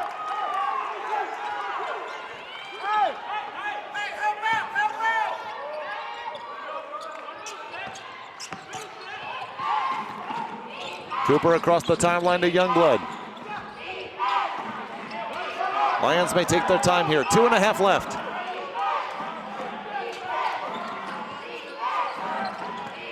Thomas. Would have counted, but 2 free throws coming. Could have been an offensive foul. He took his offhand, the dribble, and pushed the defender as he was trying to fly past him from wing to block on the right side. Just Gramlich's first. And so the free throws really coming into play now. And we'll say again, this is an excellent free throw shooting team. Thomas 6 of 7 today. Before that make, 13 points, 6 boards for the sophomore from here in Tulsa. Little defense for offense. Spiller and Bourgeois check in, as both Cooper and Youngblood go to the bench.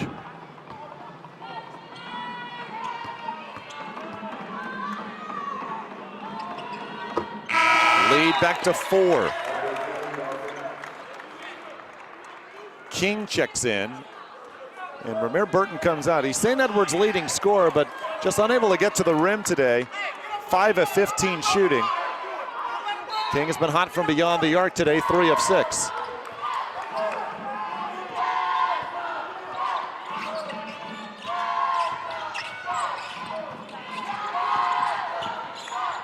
Mismatch as Watkins steps back, well short on the 3. Fort Smith basketball. Almost when he released that, felt like, boy, they need this to go in right here, as they have fallen back behind by 4. They held a 65-61 lead, so a 10-2 run for Fort Smith. And just only a couple of minutes remaining in this game. Fort Smith tries to hang on as the top seed and advance to championship Sunday tomorrow afternoon. Right, that Fort Smith run comes off the 16-4 St. Edwards run that gave them the lead. Burton's checked back in. Cooper and Youngblood for Fort Smith. And the tie-up, arrow points St. Edwards' way. They'll have it. Cooper just not short-handed enough right there with the basketball. Cooper struggled in this game. He's dealt with foul trouble as well. Yeah, just 8 points for Cooper. Came in averaging 15 a contest. St. Ed's, you feel like they need some kind of shot to fall in this offensive sequence right here. Lilly faces up on Parker. Gilbert skies for the rare offensive board for St. Ed's. Their first offensive rebound of the half.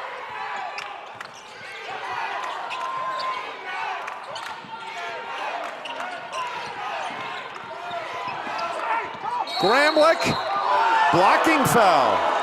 Now that call made by Vance Thomas out on the left wing. Ryan Huber on the baseline was about to make the ruling himself. We didn't see what he was going to call, and Josh Newman can't believe this is on Fort Smith. Again, the hardest call in basketball for an official to make. A lot of times, it could go both ways. John Gramlich, 86% from the line. Parker and Cooper both with 4 fouls now for Fort Smith.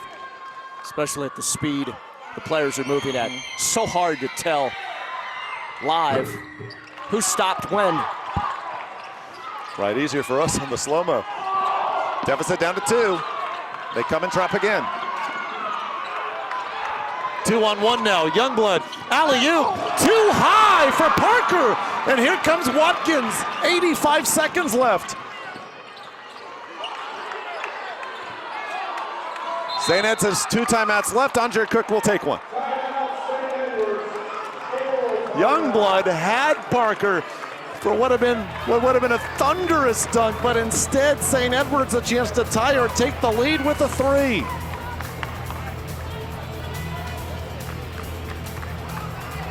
I grew up in Fort Smith, but never knew how great UAFS is until the first time I stepped on campus. I never felt intimidated because everyone was always so welcoming and helpful, and we know we're all going through this experience together. The level of investment that we get as students is especially comforting and inspiring. The music faculty helped me not only expand my abilities, but also discover my passion for conducting. My name is Chris, I'm a music education major, and UAFS gave me the confidence to follow my dreams. I grew up in Fort Smith, but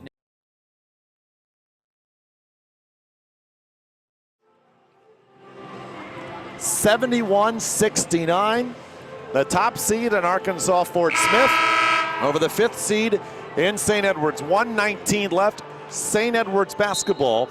And the Hilltoppers, a deep enough team that hard to guess who may get this opportunity. Though John Gramlich's been their hot shooter over the last couple of weeks. 14 points in this one today. This is what most people who've seen these teams play this season would have predicted in terms of the flow of the game, the offense, the number of points scored. It's going to come right down to it. Gramlich, Gilbert, Burton, Lilly, and Watkins. The 5 for St. Edwards. See what Andre Cook drew up out of the timeout. St. Ed's 1 timeout left. Fort Smith 2.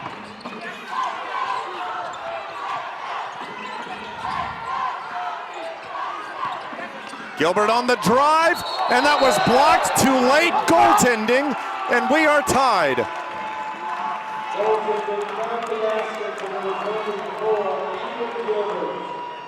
Gilbert with 8, tied for the 4th time. He's one of those athletes for St. Edwards that can match the kind of athleticism that Fort Smith has. It just made a dribble move there, went right around the defender who was initially guarding him.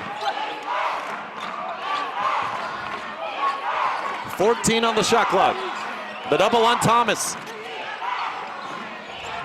Youngblood will have a chance right here to make amends for that bad alley-oop lob pass. Over Gramlich. Offensive rebound. And just a 6-second differential shot clock and game clock. They can take it deep here into the shot clock. I think they want to talk it over first. Fort Smith has dominated the boards today, but that was their first offensive rebound in quite a while. They're 11th in the game. And Andre Cook's Hilltoppers have to come up with another defensive stop. 21 on the shot clock, 27.2 on the game clock. Well, peppered throughout the regular season in the Heartland Conference, these are the exact kind of games we saw. No matter what venue you went to in men's basketball in the Heartland, these kind of games were the results. There were a lot of overtime games during the regular year. We might have one of those coming up. How apropos that to win the regular season title, Rogers State had to go double overtime with Dallas Baptist, who played the most of anyone in terms of the overtime games, DBU. Right, now I was about to say, they lost the Patriots 3 of their last 4 in the regular season, but 2 of those losses to at least one overtime loss and 1 double overtime loss, and that's how it's been so far this season. I think we're going to have a fun one in the nightcap as well, with Dallas Baptist and the upstart Newman Jets, if you will, the 7 seed. But like you mentioned, there really isn't going to be an upset the rest of the way on the men's side. I think these teams are so evenly matched that whoever wins the Heartland Conference men's championship tournament here in Tulsa at the UMAC won't necessarily be a huge surprise or a stunner for anyone. All right, both teams 1 timeout left. Possession arrow points Fort Smith's way. 21 on the shot clock. Stojanovic, Parker, Youngblood, Thomas, and Cooper on the floor for Arkansas Fort Smith, the top seed.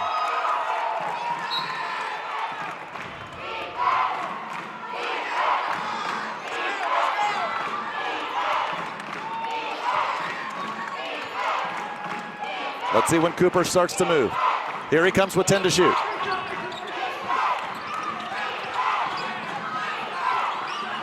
Three to shoot. Youngblood in and out. Gilbert the board. They won't call timeout. Gramlich for the win. No! Overtime in Tulsa. It bounced on the rim, and as it came up, so close to still falling. But we'll have bonus time. Arkansas Fort Smith in St. Edwards. I grew up in Fort Smith, but never knew how great UAFS is until the first time I stepped on campus. I never felt intimidated because everyone was always so welcoming and helpful, and we know we're all going through this experience together. The level of investment that we get as students is especially comforting and inspiring. The music faculty helped me not only expand my abilities, but also discover my passion for conducting. My name is Chris, I'm a music education major, and UAFS gave me the confidence to follow my dreams.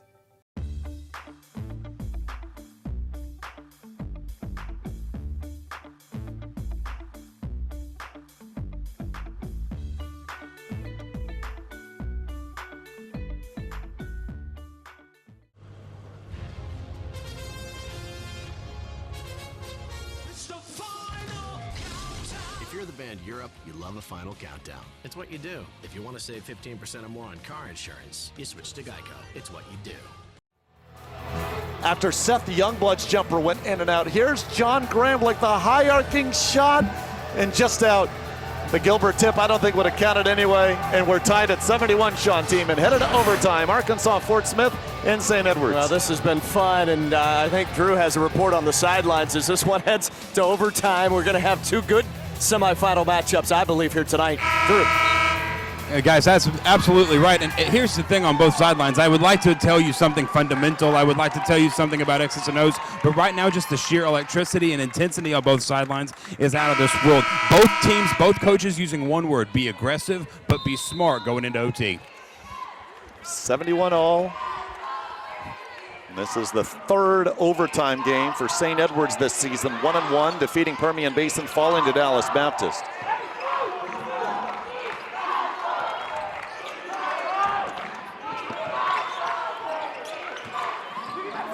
Fort Smith not as used to these overtimes, although as you mentioned, Sean, plenty of OTs in the Heartland Conference this season. 10 to shoot. Cooper, the floater, yes! See if Cooper can make a difference in the extra frame. The last overtime game for Fort Smith was their second to last game, and it was at Dallas Baptist. They beat DBU 114-109. Burton, the strong move, and he'll go to the line to try to give the Hilltoppers the edge. Well, Thomas was just riding side saddle there toward the rim, and Burton slashing, doing what he does best, right to the goal, put it in. Thomas is first. Now for Fort Smith, Cooper, and Parker on the floor with 4. Ethan Gilbert on the floor with 4 fouls for St. Edwards. Another miss from the line. St. Edwards 6 of 13 from the stripe. Fort Smith 21 of 26. Shows you how important free throws are in the game of basketball.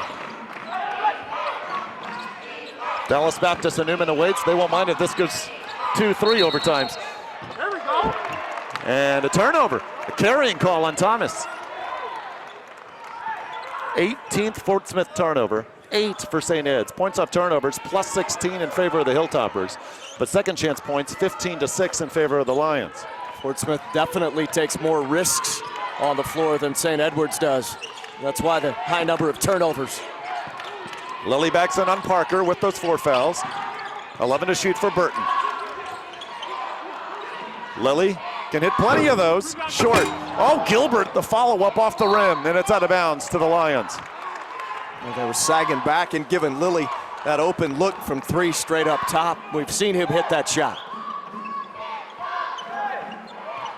In the second half, St. Ed's 55% from the floor, Fort Smith 42%. Can both teams continue that type of shooting, especially St. Ed's. Stojanovic, what a move. They just softly served it off the window there with that left-handed scoop shot to give Fort Smith the 2-point narrow lead.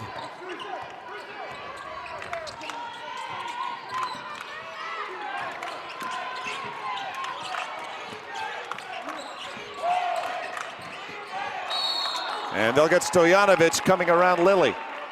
1-1, you do not reset the team fouls as you head into overtime. And so Quentin Lilly at the line, where this is not his strength on the season. Lilly from the strike, 48%. Been a while since we've seen Frankie McBulu into the ball game for St. Edwards, but again is nursing a slight injury and has been ineffective against Fort Smith in the game, so they leave Watkins out there. One more to try to tie things up.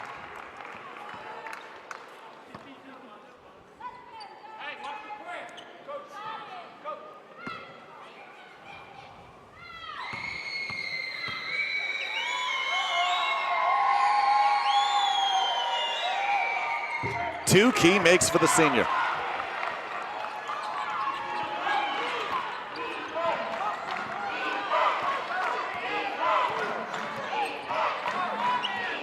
Under 3 left in the overtime. The double on Parker. To Cooper. Fort Smith 6 of 18 from beyond the arc. St. Edwards 11 of 25.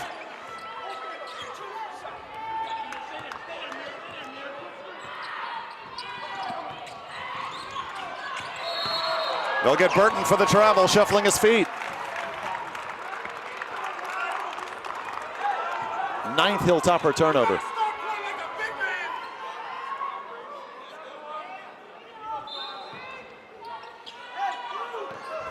This is where every possession is extra focus, extra emphasis. Look for Fort Smith to try to find Youngblood a shot right here on this offensive trip down. Gramlich anticipated the cross-court pass. It was a bad feed by Parker.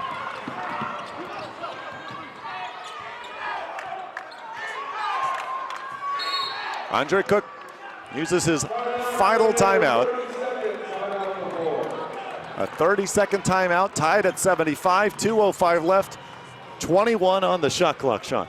Well, this has been a fun day of basketball.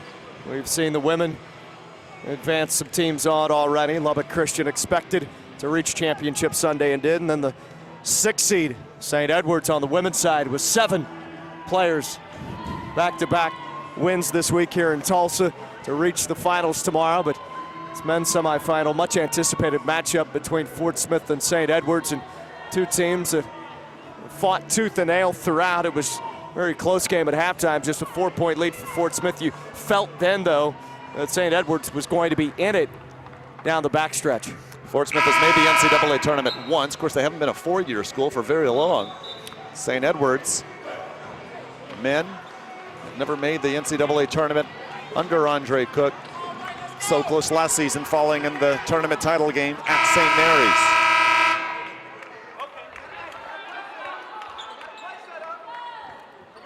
And a good point you mentioned, Sean. Franklin Mabulu on the bench for quite a while. Looks like that injury too much to overcome today after he was solid last night. Watkins, the sophomore, in his place. Finding Gilbert and can't finish. Rebound, Thomas.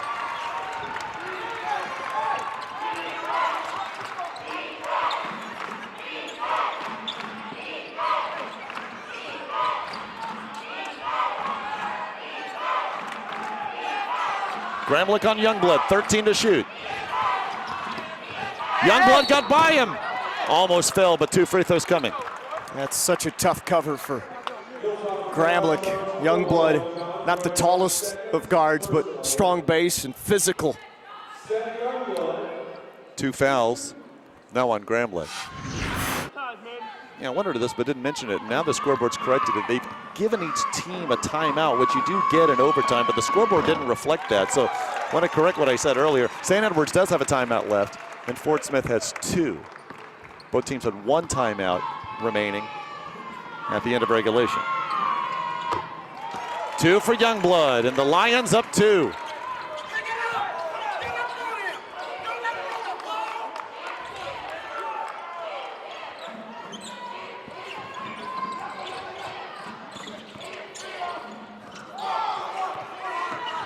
Gilbert comes to get it. 5-on-4 for a moment. Stojanovic catches up. Gramlich tripped, and 2 free throws coming. That's the 10th team foul for Fort Smith. Well, right when that ball was deflected just into the backcourt, you thought maybe they'd have the right numbers to try to score fast, but nice job recovering, and then Fort Smith fouls. That's the 4th on Stojanovic. 3 Lions with 4 fouls. 3 Hilltoppers with 4 fouls, but 2 of them on the bench in King and Lindsay. Trey Lindsay is standing behind the St. Edwards bench.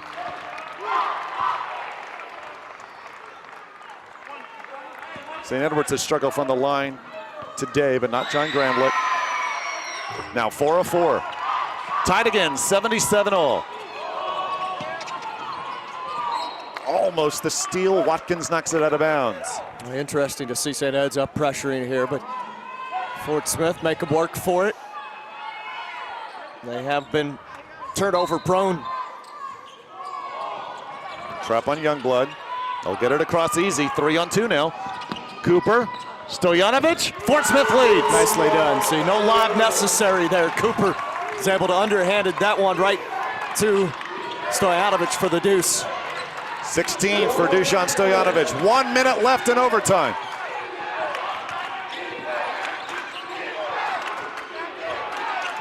Gramlich wants a ball screen. 10 on the shot clock. For the lead. Tip no good. Rebound Fort Smith. 10-second differential, shot clock and game clock. And St. Edwards needs one more stop to give itself a chance in the final seconds of this game here in overtime.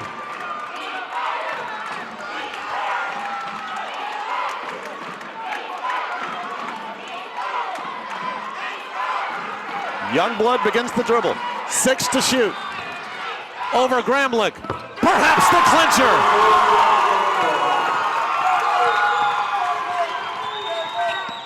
Gramlich cuts it to 2. Now St. Ed's calls timeout. Yeah, that was a quick turnaround for St. Edwards, and the Hilltoppers now obviously will be forced to foul. But how about Seth Youngblood breaking down Gramlich with the dribble and the pull-up and the stick. 8.4 left, both teams in the double bonus. Hilltoppers out of timeouts.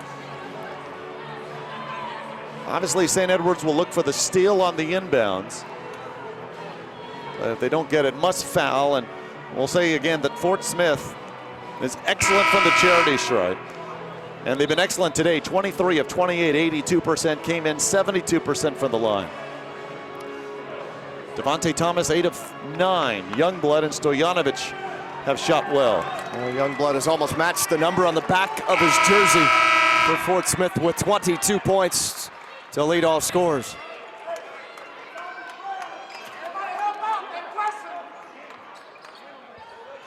Burton guards the inbounds. Thomas can go up and down the baseline if he chooses. As this comes after the Gramlich-made hoop. And Watkins holds Cooper. And so no time off the clock, but Alex Cooper goes to the line, an 82% shooter coming in.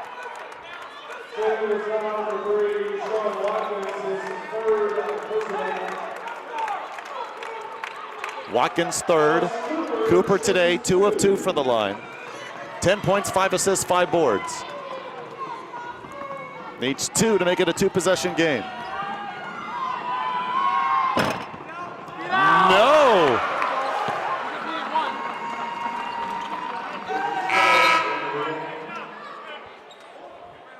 Looked over at Andre Cook. He was about to call timeout, then realized, wait, I don't have any.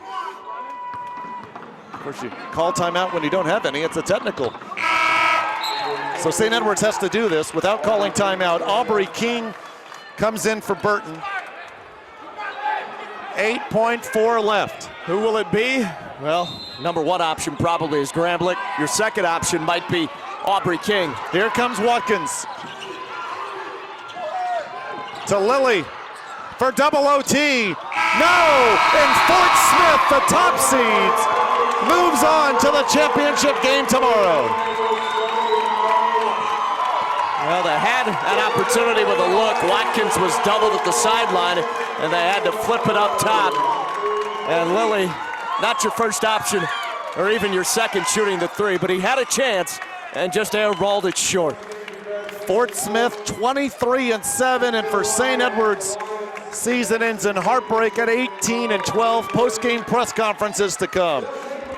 What an exciting one, and we have one more left. Dallas Baptist and Newman. Winner of our nightcap gets Arkansas Fort Smith in the championship game tomorrow at 3:30. For Sean Team and Drew Brent and our entire crew, I'm David Salzman saying so long from the UMAC in Tulsa, and we'll be back with the post-game press conferences and then the nightcap in just a few moments.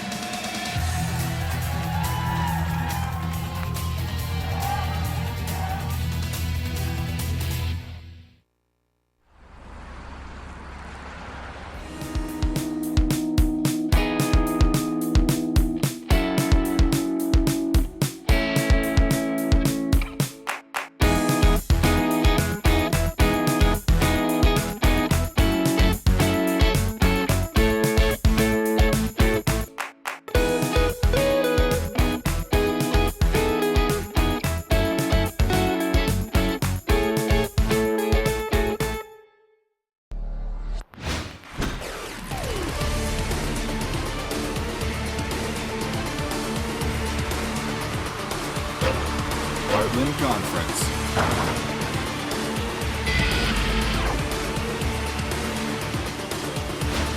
Get in the game.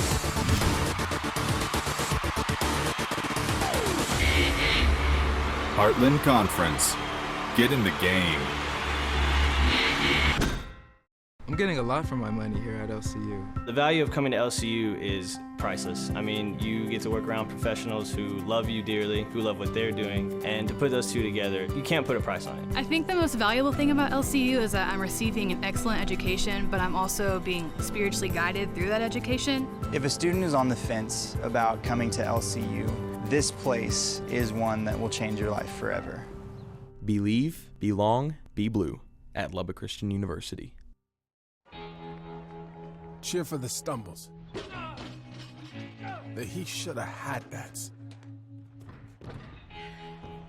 And the tears that linger. For in those moments, greatness lies. There you will find the provoked, the determined, the unified. It's in those moments that champions are born.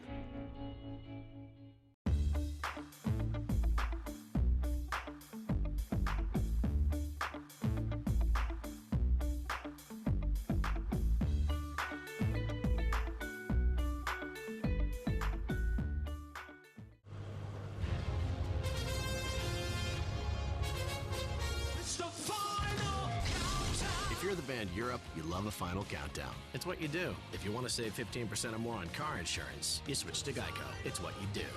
I grew up in Fort Smith, but never knew how great UAFS is until the first time I stepped on campus. I never felt intimidated because everyone was always so welcoming and helpful, and we know we're all going through this experience together. The level of investment that we get as students is especially comforting and inspiring. The music faculty helped me not only expand my abilities, but also discover my passion for conducting. My name is Chris. I'm a music education major, and UAFS gave me the confidence to follow my dreams. The academics at LCU, they're very strenuous, but they're worthwhile. I would honestly say that the academics are top-notch.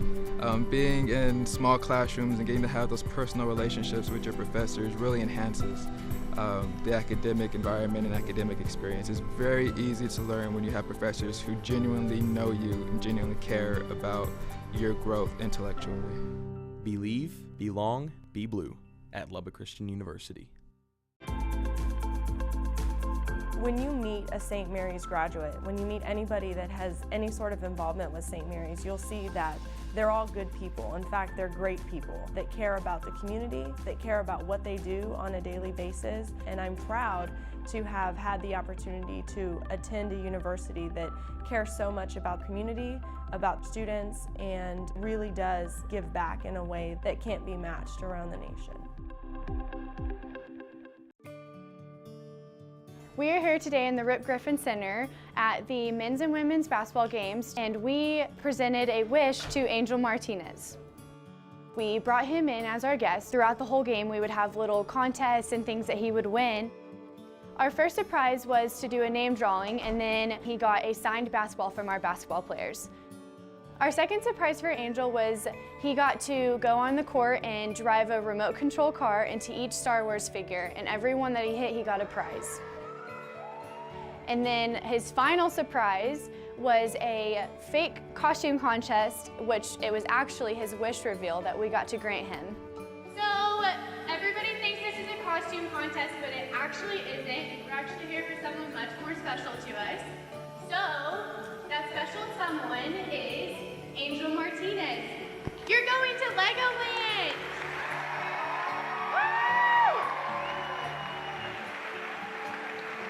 The best part about this is that all of the athletes and a lot of the community here at LSU get to come together and work really hard to raise this money just so that we can make someone's day extremely special.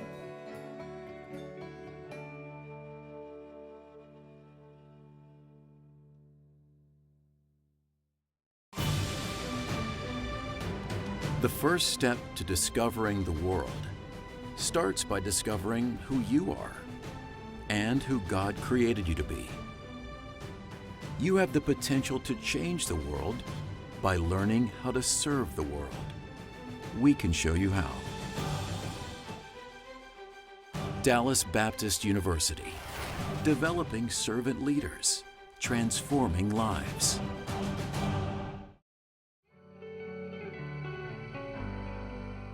You are a collection of moments, ambition, lessons, and ideas. Learning isn't buildings or borders. It goes beyond the classroom to places you never imagined. What you do with it makes all the difference in the world. Discover a more dynamic you, a more employable you. Discover the international you at Texas A&M International University. Celebrate the soggy shoes and the slow starts. Celebrate the lessons learned along the way.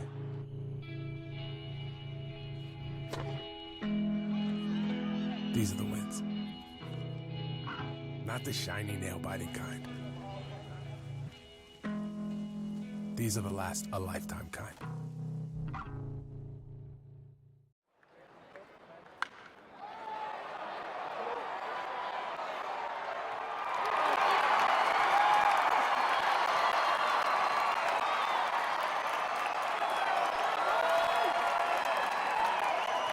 Sportsmanship is defined as the conduct and attitude of participants in sports, especially when considered commendable as in fair play, courtesy, and grace in winning or losing. Sportsmanship is a key value found within St. Edwards University Athletic. How do you play? Fairness. Honesty. Respect. Playing sports gives us Character. Friendship. Strength. Respect the players. Respect the coaches. Respect the officials. Respect the game. We are. We are. We are. We are St. Edwards University. We respect the game. It's not whether you win or lose, it's how you play the game.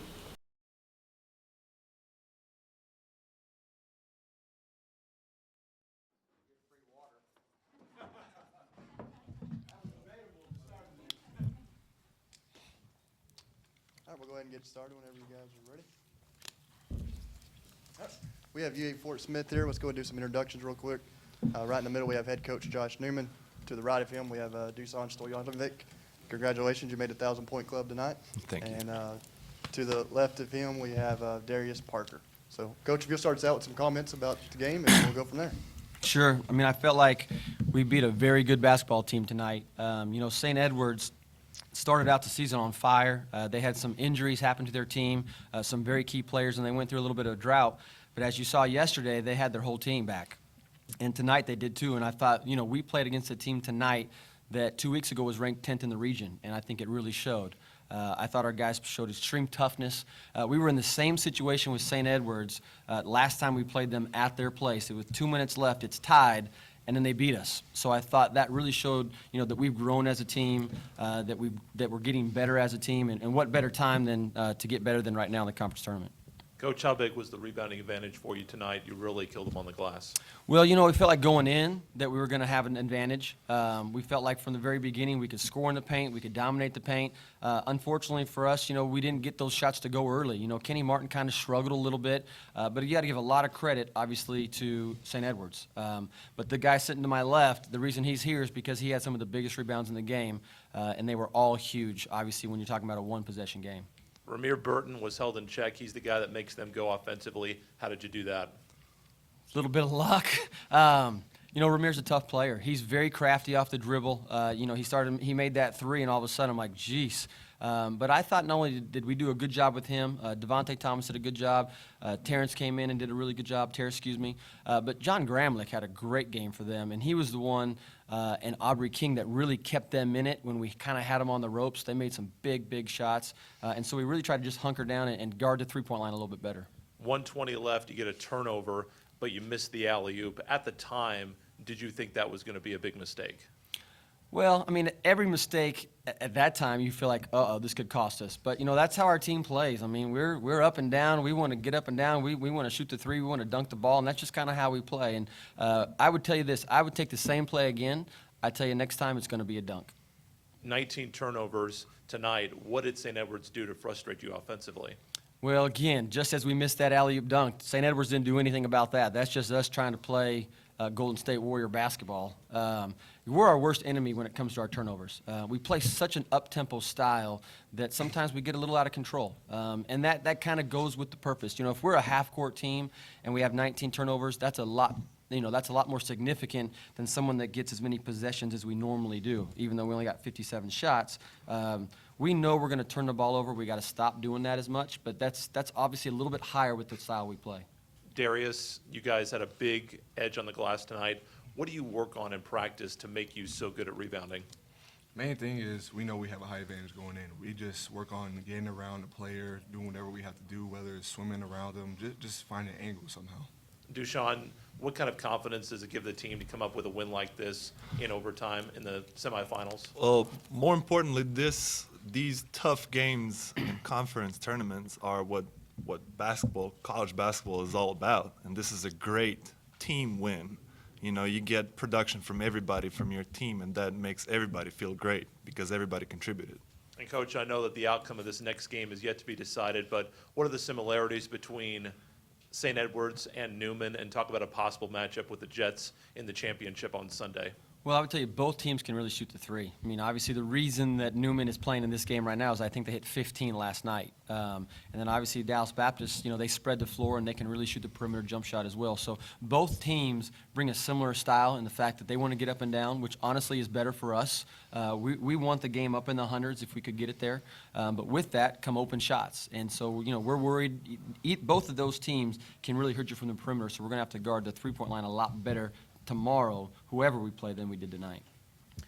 Coach, 2 games in 2 days, one particularly really tough one tonight, and then, of course, a championship tomorrow. How concerned are you with your team as far as fatigue goes, or does the championship really kind of push that over the edge? Well, I mean, I think we are going to be fatigued, but so will the next team that plays. You know, the one thing that's been great for us is we got Terrace back. You know, 2 weeks ago, we were down to a 7-8-man roster. So I would have said at this time, geez, we're really concerned. And the last game of the year, when Rogers beat us, we were absolutely fatigued. So I think fatigue won't really play a factor as much because Terrace is now playing.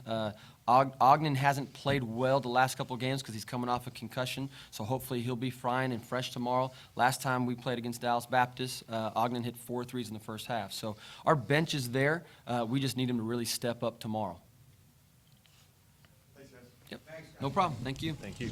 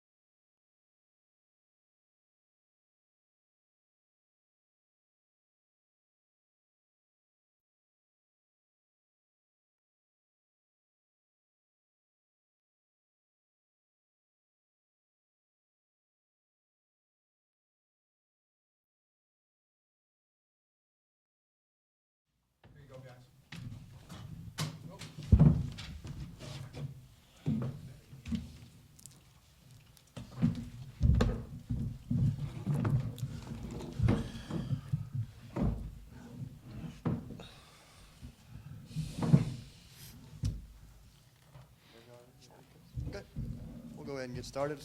This is St. Edwards. Start out with some introductions. In the middle, right here, we have head coach Andre Cook. To the right of him, we have Frank Mabahulu. And to the left of him, we have Trey Lindsay. Coach, if you'll start us off with some comments about the game, and we'll go from there. You know, obviously, it was a hard-fought game right from the beginning. You know, Fort Smith is as talented as a team as there is probably in the South Central region. And I was proud of how our guys fought and competed. They've done that every game. You know, it's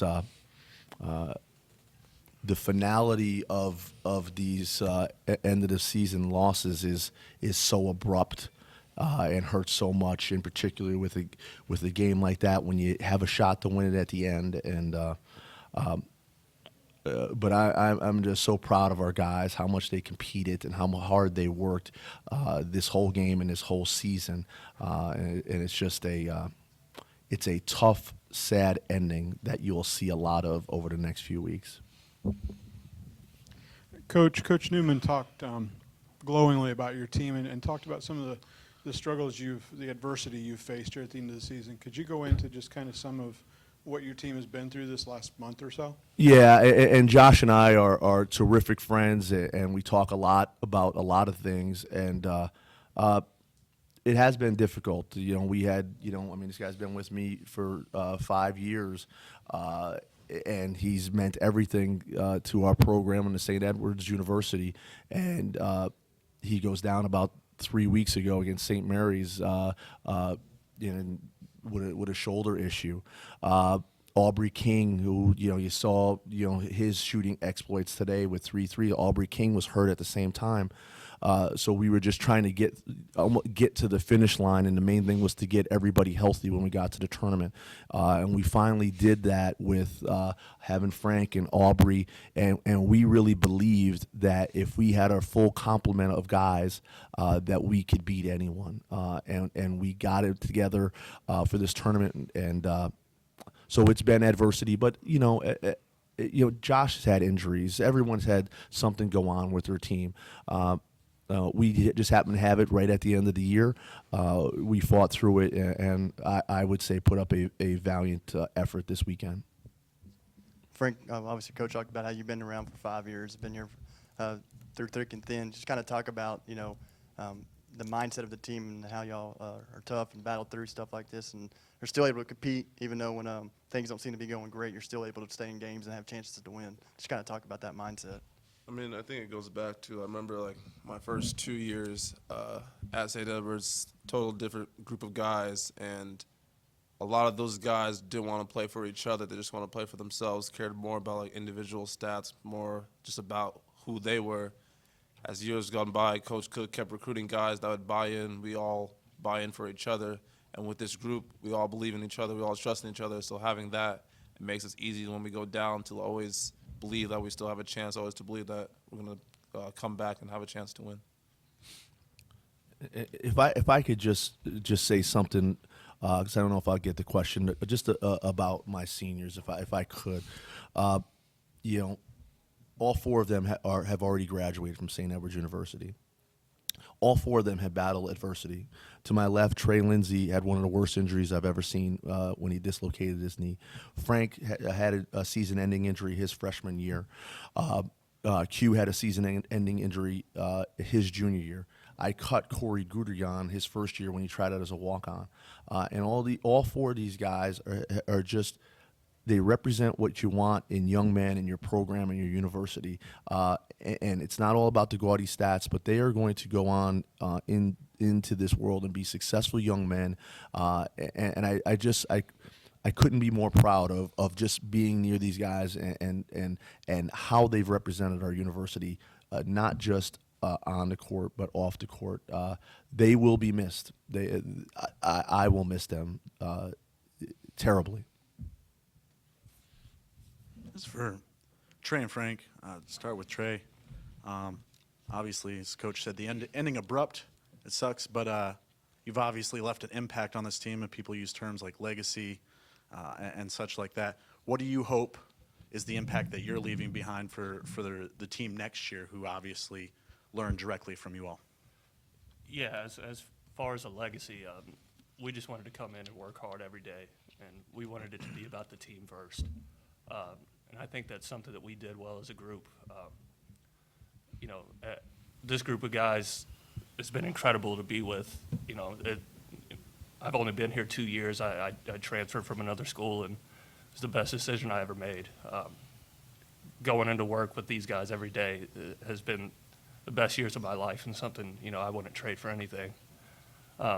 And the guys next year, you know, we came and worked hard, but they did it too. You know, it wasn't just like it's a senior group. They're going to be fine without us. They're going to move on and keep the legacy going and go on to bigger, better things. So I'm just glad I was here to be a part of the group that jump-started it. But this program's in great shape with Coach Cook, and I know he's going to keep it going in the right direction. Yeah, on that, I guess like it's one of the things that like our group, our team, we always talk about is just our culture. And we believe, like, to play for St. Edwards, to have that on your chest, you have to be willing to give it your all and play for your teammates. And I believe, like, me, Trey, and all the other seniors helped start that. And, like, all the guys we have and all the guys that are going to come back are just going to keep continuing that. And the freshmen, the redshirt freshmen, see how much effort, how much energy you have to put in to be successful. And I believe they'll just work just as hard as we did. So I think it's going to keep continuing. Thank you.